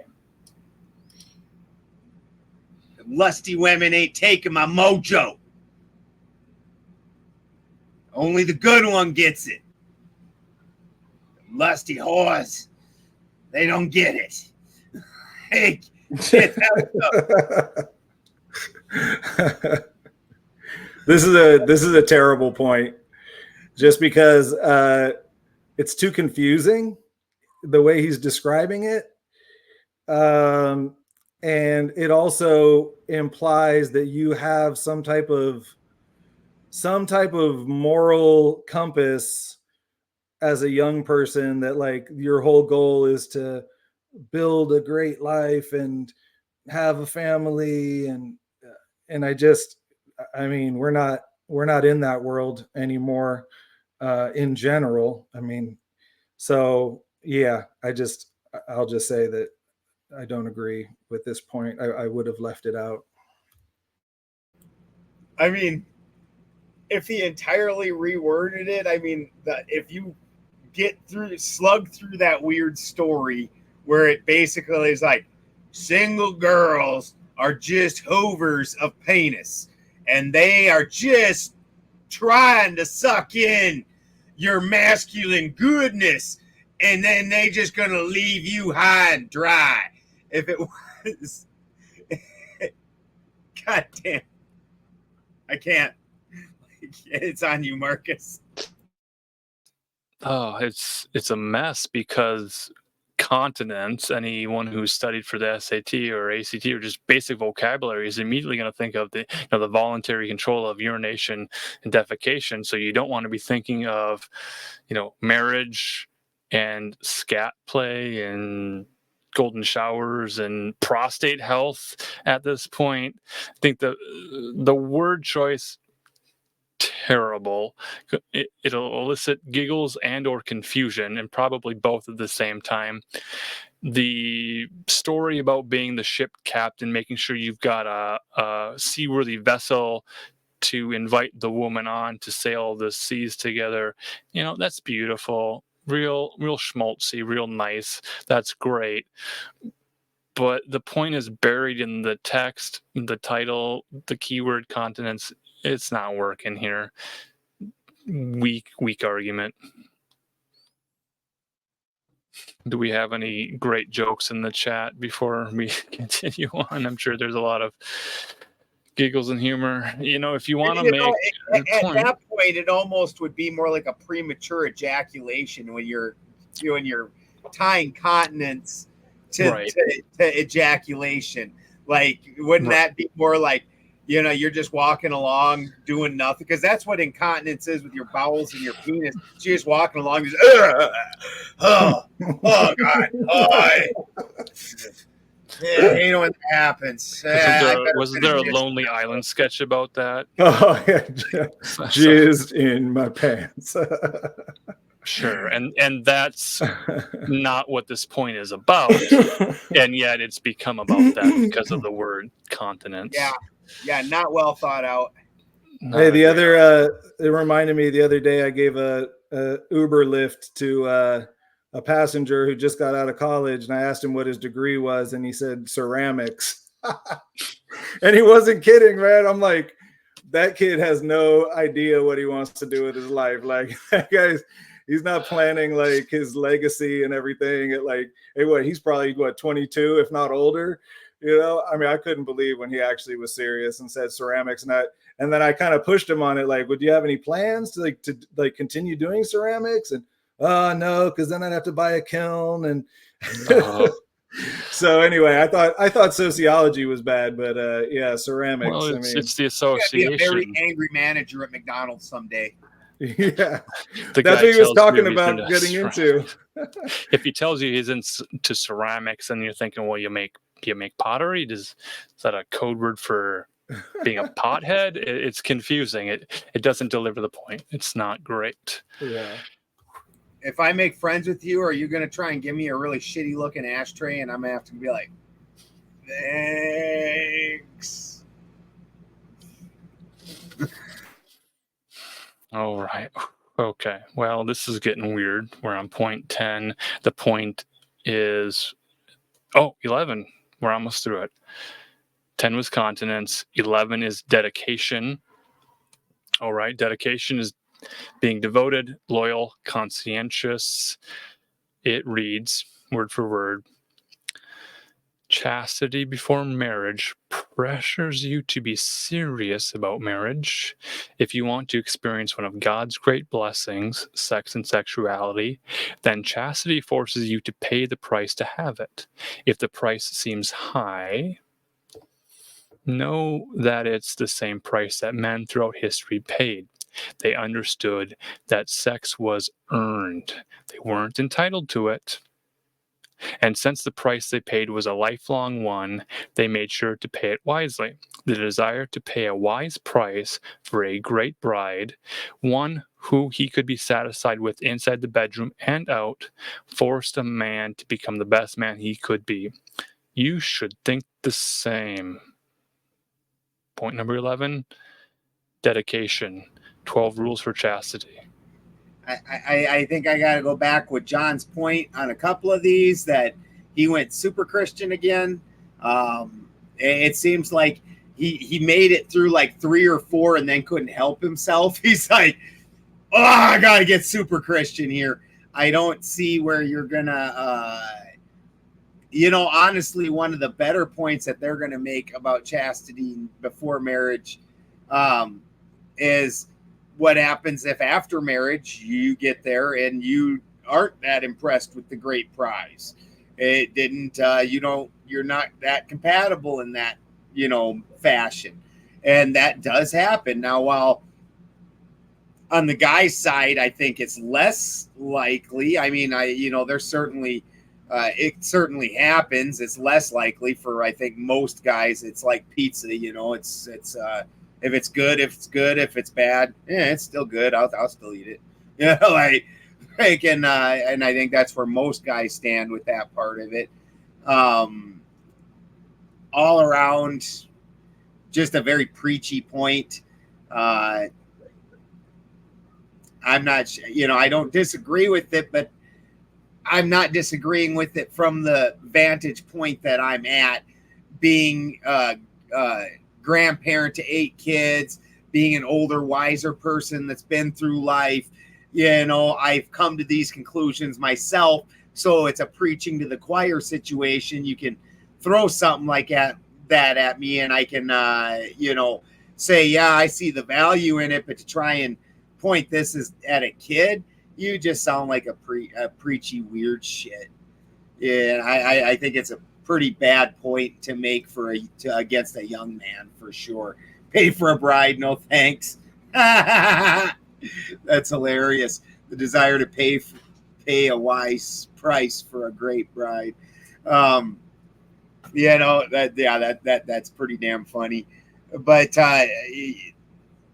I think the better point is just that the more of the high value man type thing, that if you maybe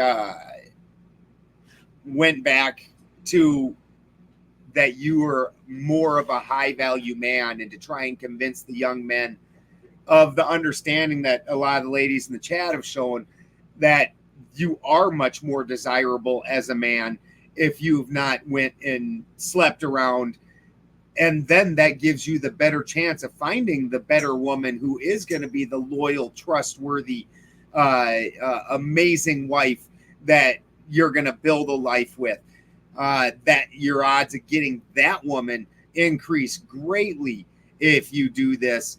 I think the preachy stuff he's doing here is pretty nonsense.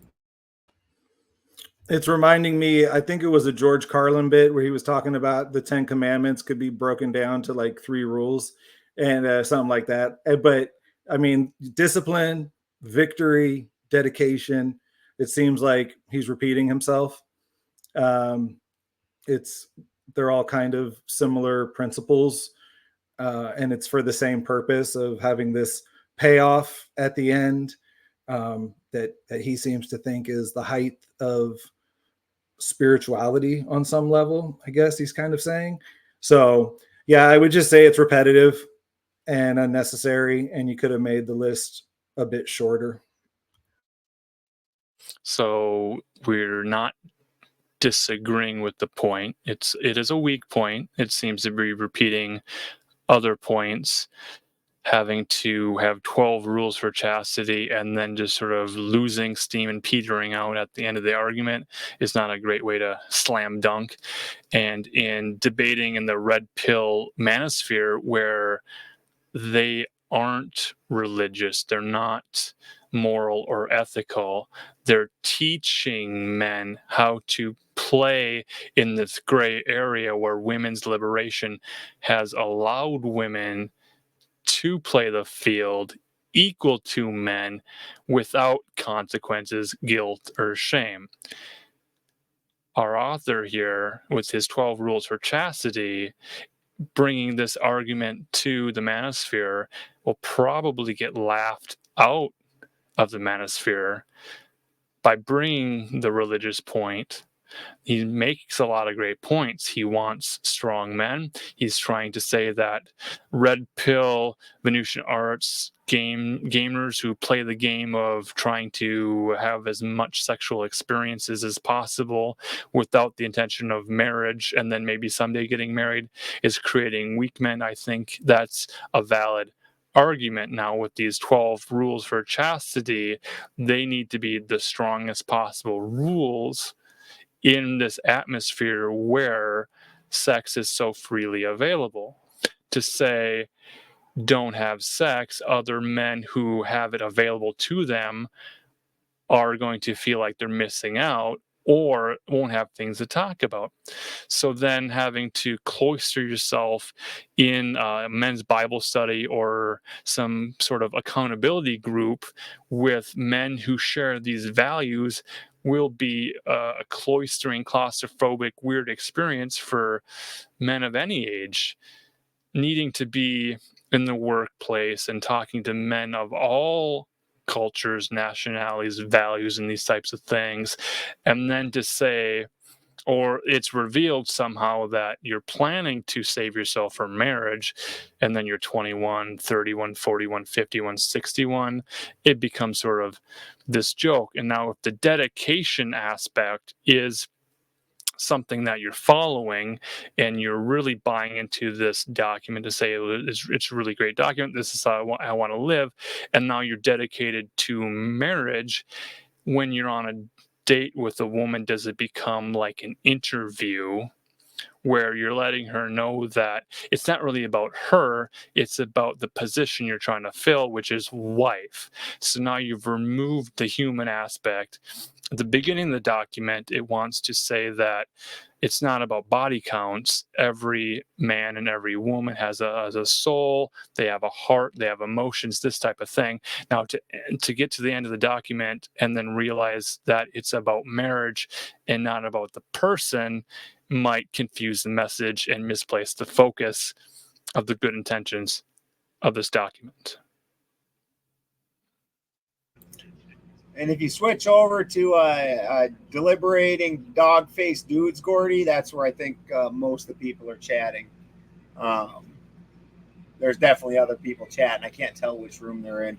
We're streaming to Natural Freedom League and Odin's Alchemy and deliberating dog-face dudes up just to get the idea out to everybody, and then at some point we're only going to be on the deliberating dog-face dudes, and at some point we'll be Marcus, John, and I will be visiting other channels and having other channels visit us to debate some of these topics, but for right at the moment we're just fleshing out our own ideas on these things. But yeah, go ahead. Yeah, thank you for taking care of the housekeeping. These playbacks are going to be so important, and we want to sort of limit the meta discussions. We want these to be evergreen topics, and for people to see what we're talking about to then invite us onto their debate platforms to do swapcasts, that type of thing. So we've got to the 12th point in bold. It reads commitment. There's a huge paragraph here. Let me swallow my spit. Take a breath and stay in it for the long haul. Commitment. Our author, Will Spencer, who we'd love to engage with. We love this document. Let's talk sometime. Let's do a swapcast. Point 12. Commitment. Commitment-free sex is mere entertainment. If a woman fails to satisfy a man, or a man fails to satisfy a woman, they can discard each other and find someone else more, in quotes, fun, as easily as changing a TV channel. This puts enormous pressure on both partners to be as sexually dynamic as possible. Meanwhile, the more emotionally invested partner, in parentheses here, typically the woman, is forced to be the best he's ever had out of fear of abandonment. As a result, the partners never bond because they never open up. The risk is too high, but sadly, performative sex will always get boring. Eventually, you run out of weird tricks and positions to try and be confronted with each other's naked humanity. That's where we encounter the sacred desire for every human feels to be loved, accepted, and cared for. Only by entering that space, carrying the promise of mutual, lifelong commitment, can we find the true joy of sex. That's when a man and woman stop being performers and become people. The final point in 12 Rules for Chastity, an antidote to weakness, is commitment.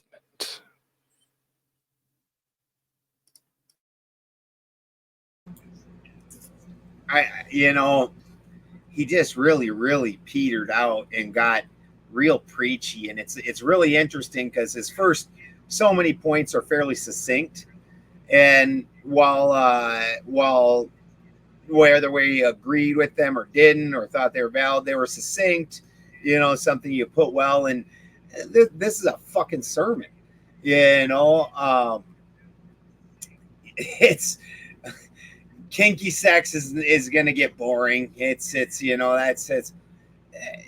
you got real weird on your arguments here. And again, some of these things I'm not saying that I don't agree with. I just don't necessarily know that that's a point I would make at all. Just and definitely a weird point to trying to make to a young person. You know what? If you start having kinky sex now, and then what is this nonsense with the girls? Like, what, you're just like, if you won't take it in your butt, she will. Well, if that girl's worth a damn, then number one, are you only after freaky sex? Like, is that what you're after? What is even going on here? And then if that girl has any self-respect, she's gonna be like, yeah, feel free to kick rocks, douche. Like, there's certain things that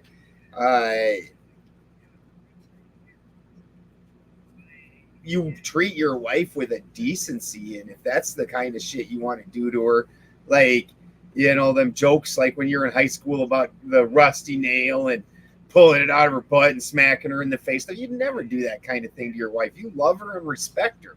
Like, I just don't even freaking understand where this he just got real morally preachy from a Christian perspective and quit making decent points at all. And I do agree sex is worthless without trust and true intimacy. I do agree, but just not, you're talking to a young person. This is the way he puts this. This is at least the weird story about the girls walking along the harbor trying to get humped by all the men and then sending them off and keeping their strength. At least that was funny.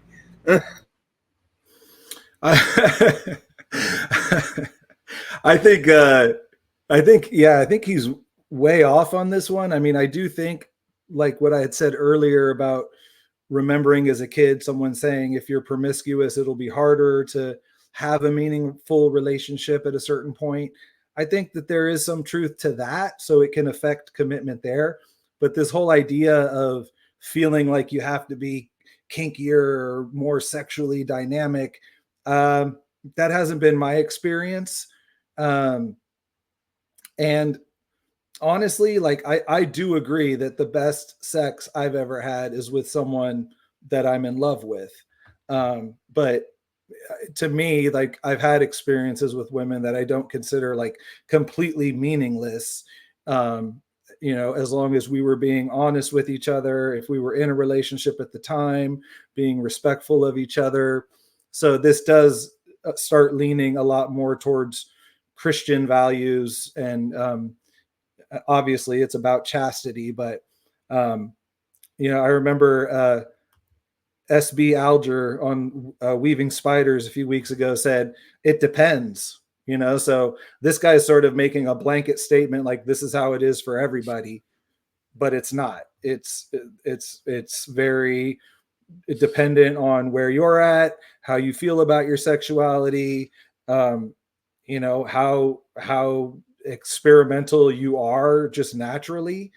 So there's a lot more that goes into that. So I do think commitment in terms of, especially for men, like if you're with multiple people, then that habit may be hard to break, even just mentally.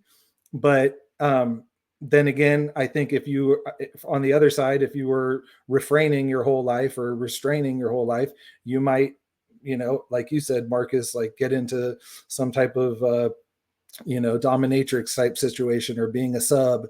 And so, yeah, I just think he's sort of making a blanket statement and kind of acting like an expert on sexuality. And I just don't have the same experience. So, kind of agree with the word, but the way that he was explaining it just got kind of muddled. Yeah, 12 rules, and then the 12th rule here, the point being commitment. Maybe that should be a lot higher on the list, and then the text describing what he means by commitment could be sharpened and clarified. If we are attacking his argument to find where it's weak for the purpose of strengthening it, because we are in agreement with the majority of what this document is talking about, then we get to a point where he mentions the more emotionally invested partner typically being a woman. I mean, that's a huge assumption. And if this is a document for men, and a man who has been emotionally wrecked by women reads this, and then he says, well, the woman is typically more invested, but that's not the reality the man reading the document finds, then the argument is completely lost on him, because he says, in my experience, I was the most emotionally invested in every relationship I've ever been in, and all I've ever found are cold, calculating women who would just leave and ghost me for no reason at all and not explain why they didn't return the call. So for the purpose of tightening the argument, strengthening the points, these types of openings are going to just destroy the argument. We want to see you start with good points and then end on even better points, and not to end on, well, now at first I started reading it, I agreed. Now I'm back to an ambivalent sort of, I could go either way point. Shows that this document could certainly be rewritten, strengthened, and improved upon for the sake of argument. Now, he goes on to say he provided these 12 reasons, and if you have conscience and heart and your spine are intact, at least one of them will resonate. I think what we're doing here is debating the issues and finding the best argument for the topic at hand. So in that case, every point, every rule, every bullet point in the argument should resonate and be stronger than the counter argument.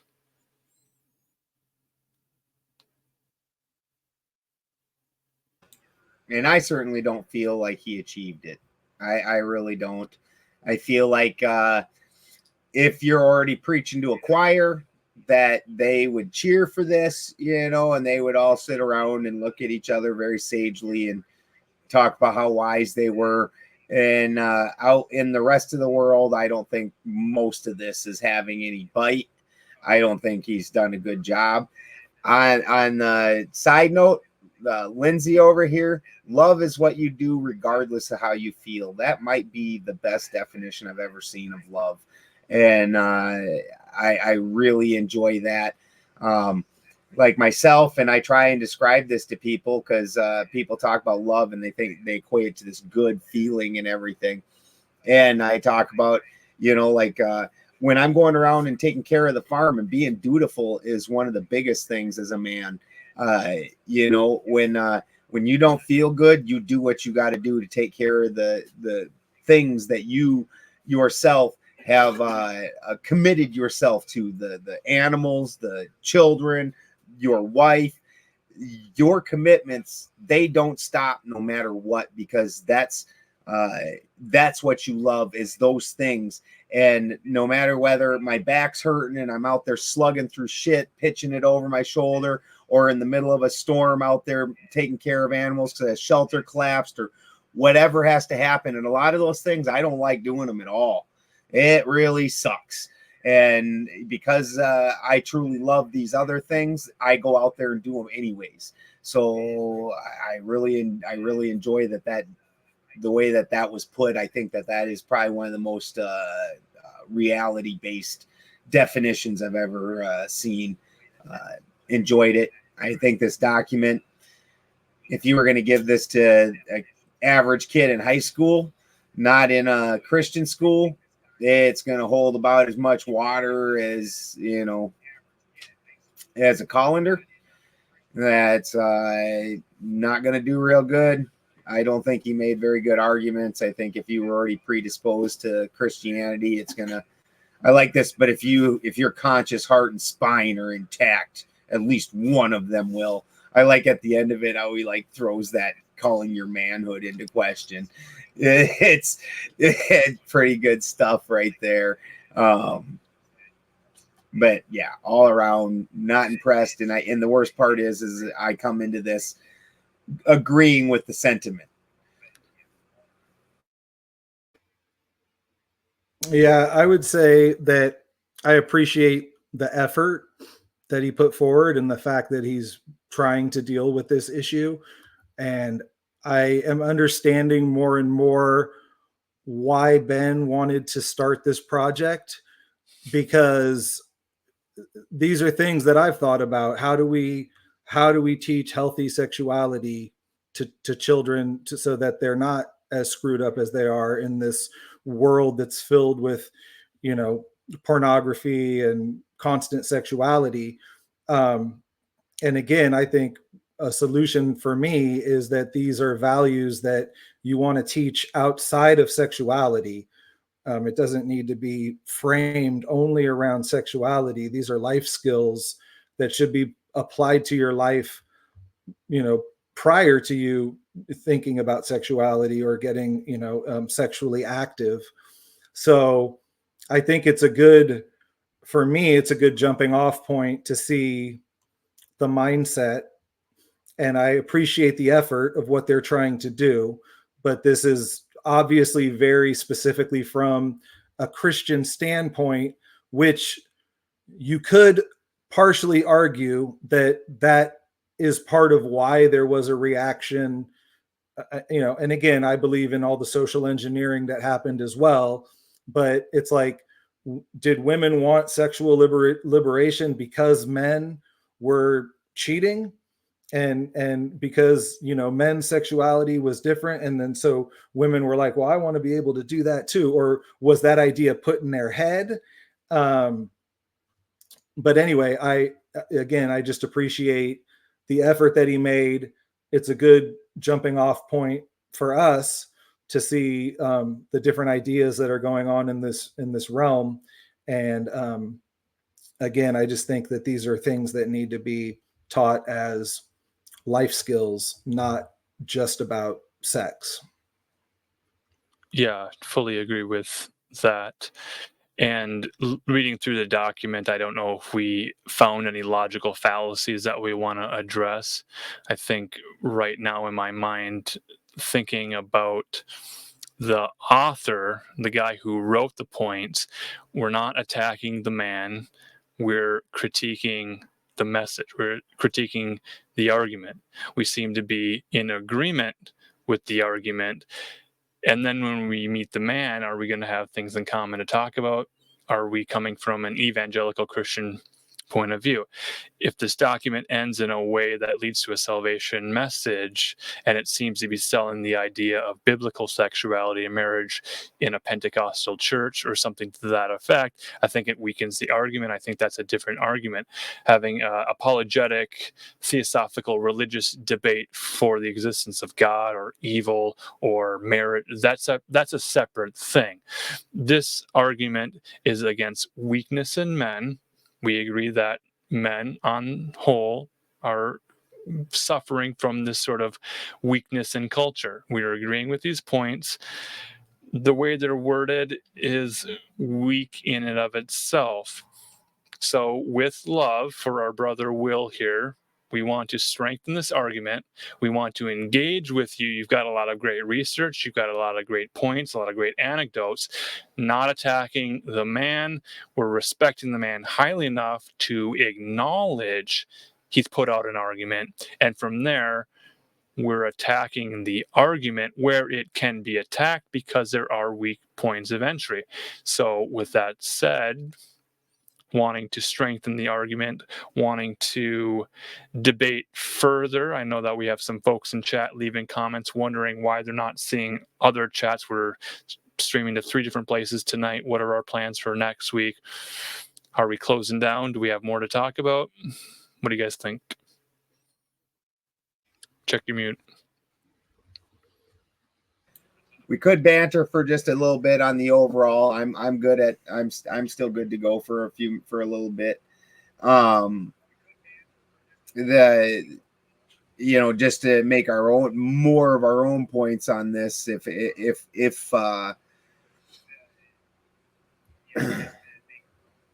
if we wanted to chime in on it with our own points.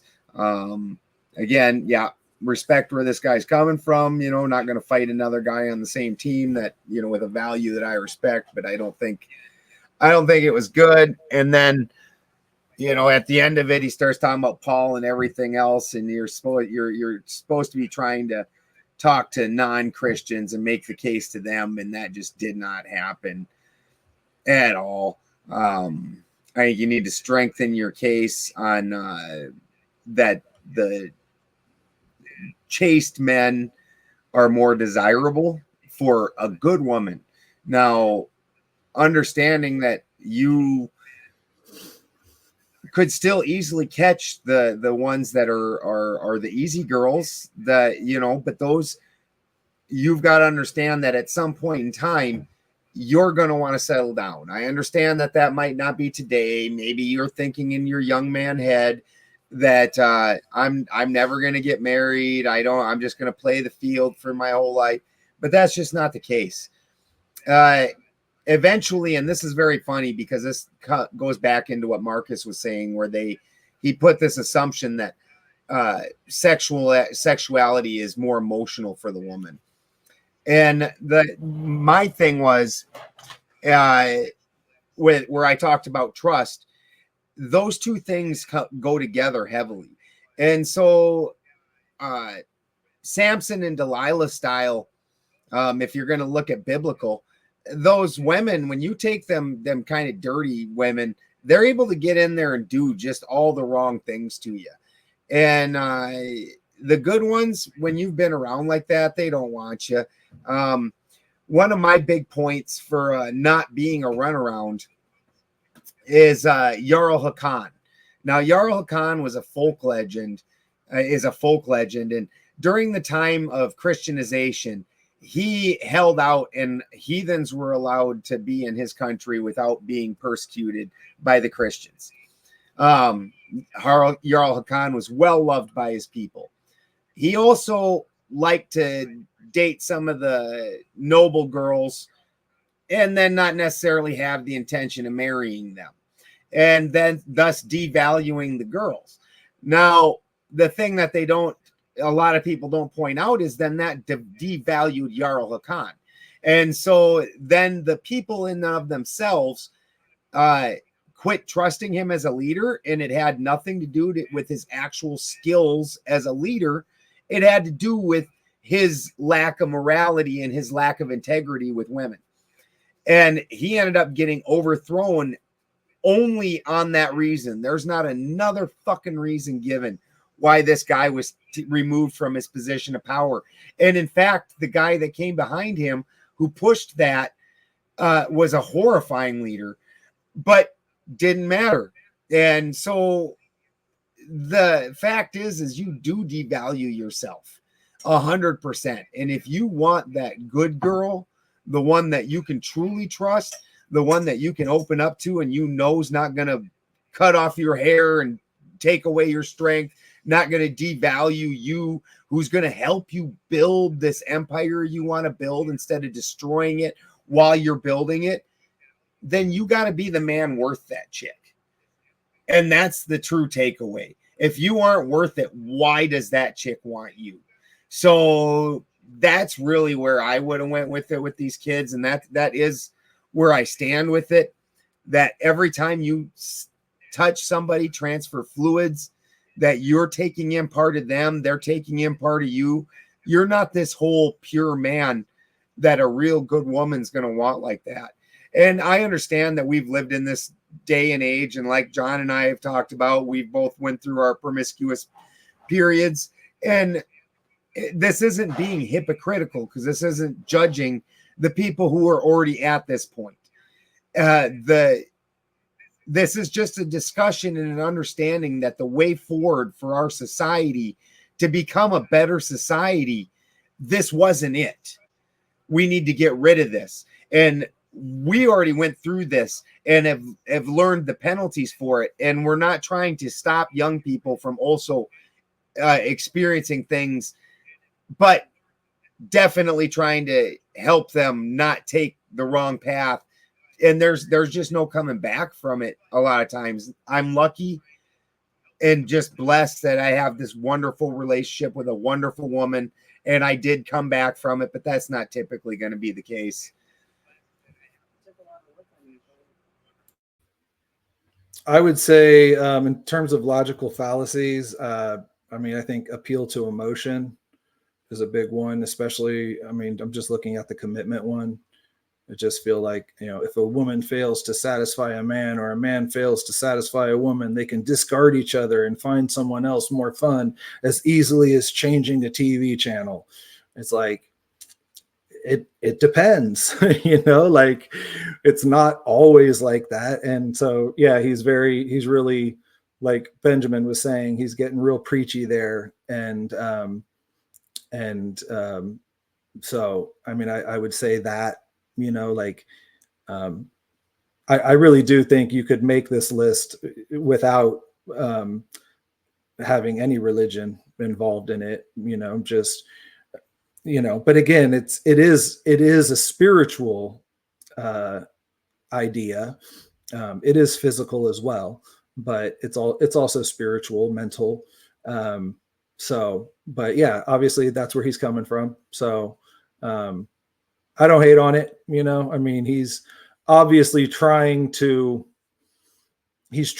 help, and he just has his certain perspective that's going to be limited to people. And in some cases, maybe what contributed to the so-called sexual liberation.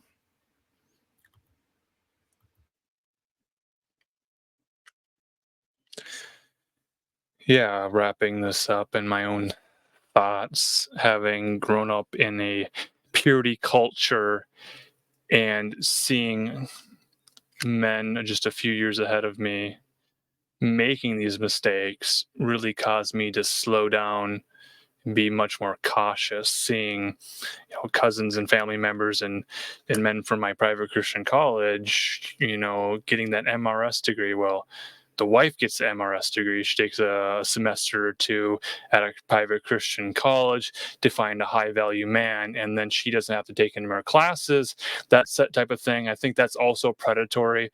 So I'm not trying to introduce more arguments for this topic of waiting for marriage to have sex. There is so much more at play here. There are many more arguments to address in terms of creating a better list of rules for men to accept chastity and to live a celibate life with the purpose of meeting women to lead to courtship, to lead to marriage, to lead to family. Those are noble things. That argument is hard to be made in a climate where so few people surrounding men and women are supportive of the institution of marriage in and of itself. So the argument for marriage is a hard one to make in this day and age.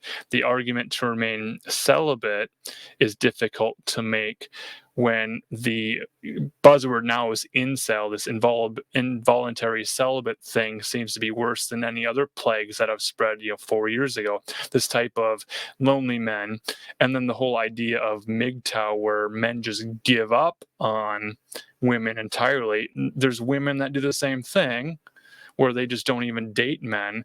They don't necessarily want to do that, but they see the environment, they see what the culture is, and they just it's not for them. It doesn't work in their favor, so they avoid it altogether, making everyone weak and miserable and unhappy. I think that's the purpose of why things are the way they are. We could get into that as a topic later. Keeping on track here with this 12 rules for chastity, how to make stronger men. There are better points. I think the strongest point at this point in my mind, with very little reflection, would be this trust and commitment thing, the ride or die partner, the life partner thing. Ride or die, trust and commitment is a much harder to obtain situation than any sort of flirtation or intimacy or playing around. So, with that said, the solution to inceldom and MGTOW in the War of the Sexes is to recognize hierarchies of needs. Maslow's hierarchy of needs, this sort of loneliness epidemic that everyone seems to be experiencing. We have social media everywhere. We have instant communication anywhere, anybody, anywhere, anytime. And yet the numbers of loneliness, self-reported loneliness epidemic is higher than it's ever been. So then if you think the action to alleviate loneliness is to have more friends, multiple women, multiple plates. This is the terminology of the game. The pickup artists, they say, well, one woman will fail you, but if you have 3 or 4 redundant women, then you can just go to the one that's having a good day and talk with her and date her, and then spin the other plate if she's it's that time of the month for her, or mother-in-law's in town, something to that effect. Go to the next woman, don't talk to the other woman. That's just going to be the worst situation for a man, having to deal with multiple women, none of which the man sees as marriage material, which is going to get him so far off track from the goal of marriage, if that's the goal. So with marriage being a noble pursuit for man, creating the highest value in the man, attracting the highest value woman, leading to marriage, that's a noble goal.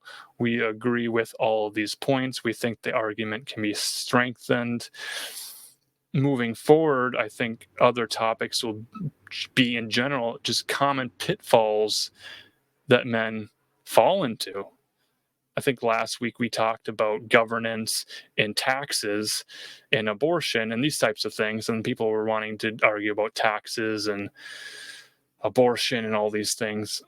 Focusing on actionable things that men can do today is going to probably bear the most fruit and lead us further in our purpose for being the deliberating Dogface dudes. Sex before marriage leading to divorce, and then child support payments and garnished wages. That's a huge thing. So I'm glad we're talking about that. There's probably more we can say about that. As far as leading to other debates, maybe we'll get some comments, emails, this type of thing from other listeners who are listening to playback. I don't know that being here live is going to make everyone's schedule. How are we feeling about Tuesday nights? Let's maybe open up to feedback a little bit at this point and see how we doing. We're about 2 hours, 15 minutes into this. I'm real happy about it. I think this is working out good. I'm real excited about the shows. Cheaters always will cheat again. That's not 100%, but mostly. Yeah, it's that's why you got to pay attention to actions. And I'm super happy about this. I think this has been a great show, and I appreciate you guys. And I think next week we go through the red pill, which is kind of the opposite side of this kind of thing. I think Marcus really nailed part of it on the head there, where the social consequences, the actual things that you being a loose person is going to cost you, and your inabilities to fulfill your dreams in the future because of it, and your inability to have a partner that you can trust that'll help you fulfill those. That's just such a big thing. And and thanks to everybody in the chat. It's been an awesome chat. You guys are great. Yeah, thanks everybody. And thank you, Marcus, and thank you, Benjamin. Anybody else? Anybody want to say anything else before we end the stream? Don't want to open any more cans of worms. Trying to Yeah. stay on topic and adjust. That's the whole thing. arguments. Is exactly. It's like if we start in, there's a few things I'd like to start in on, but they're gonna then it's gonna be 3 hours real quick. Well, let's finish up with some housekeeping stuff. Go to Deliberating Dogface Dudes on YouTube. Hopefully, we will expand to other platforms. Definitely, we will. But go give us a subscription over there. We'd like to just live stream there starting next week. So yeah, hit us up there, and we're going to build that channel up and then start up on some other platforms. And feel free to comment on any ideas, or if you're interested in joining us on a topic, just hit us up. We want that interaction for sure.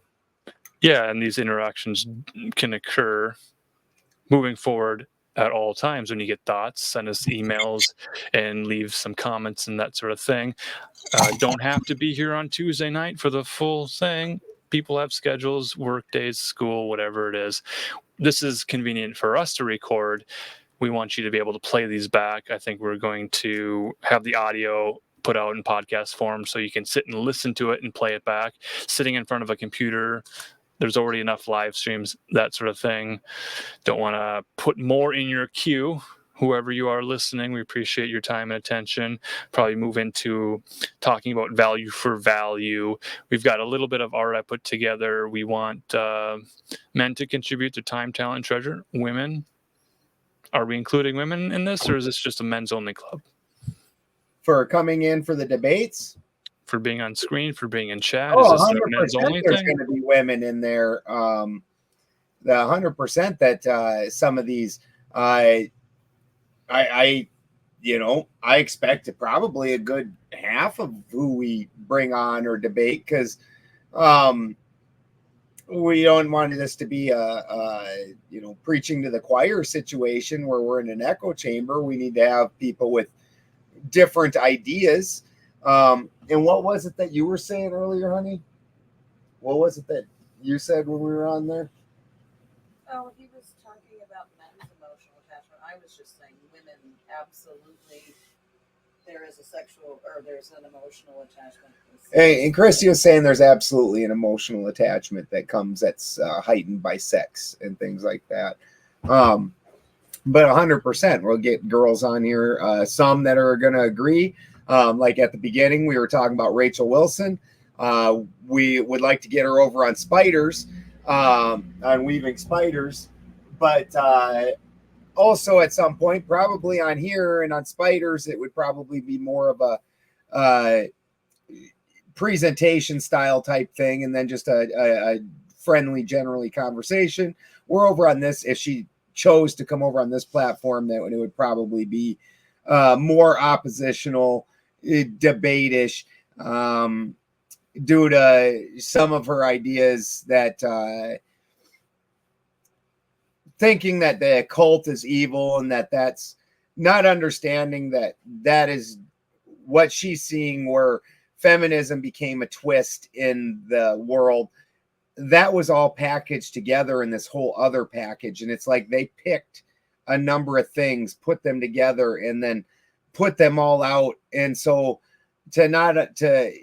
you're making this derivative of this, and it's not. These two both are derivative of something else.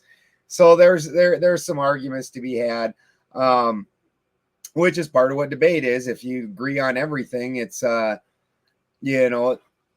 that's a key difference of a Tuesday night Deliberating Dogface Dudes episode versus, as opposed to, contradistinction towards this Weaving Spiders Welcome, or Weaving Spiders Webs, or Weaving Spiders, where we're exploring ideas on a Saturday night in a more casual setting. That's fun. This is where we do the research, we dig up topics, we explore things, we hear different opinions, and we consider them. On this platform, on this stream, on this Tuesday, we are much more oppositional in a good way.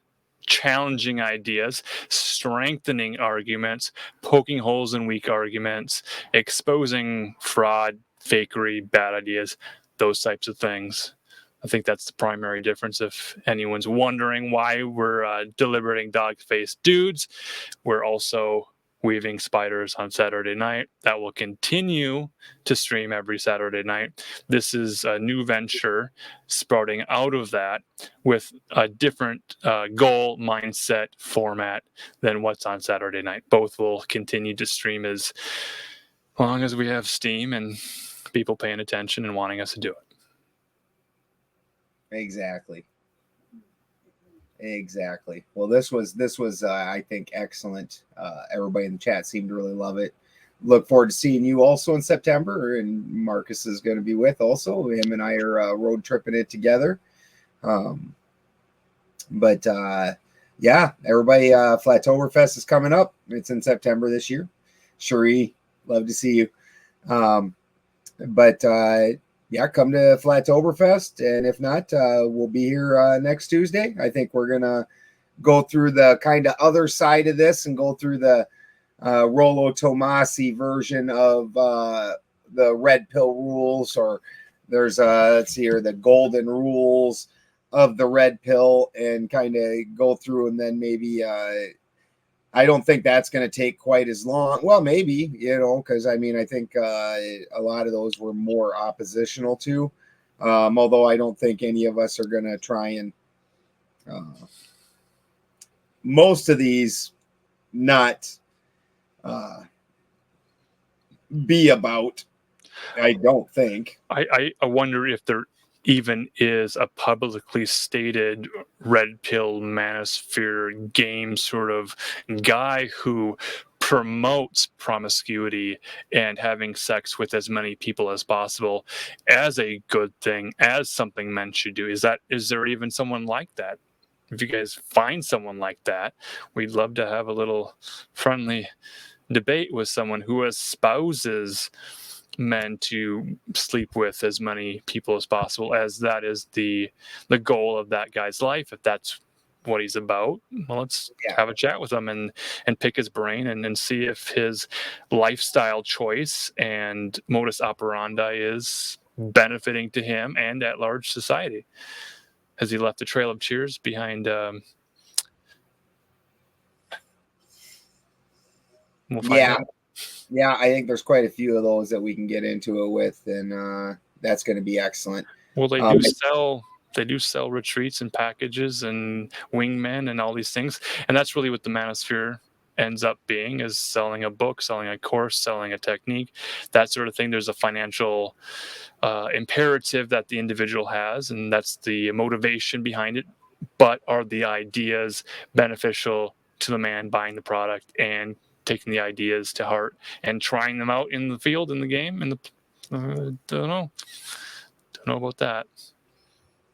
Yeah, whether it's Wes Watson or what's that fight, Andrew Tate, they all have their little pyramid scheme BS where they're multimillionaires and you guys are, going to be like. But if the argument is, do you want to be a rich guy with a harem or a poor guy without an apartment, lives in his car, doesn't have a wife?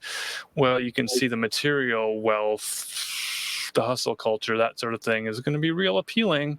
And to tell a man to remain pure and work hard and be a janitor and work your way up from the bottom is a very difficult sell. But let's get into inceldom and red pill lifestyles next week. Thank you, John. I think you're going to have to press the button and kick us out of here. Love All you right, guys. Have a good night.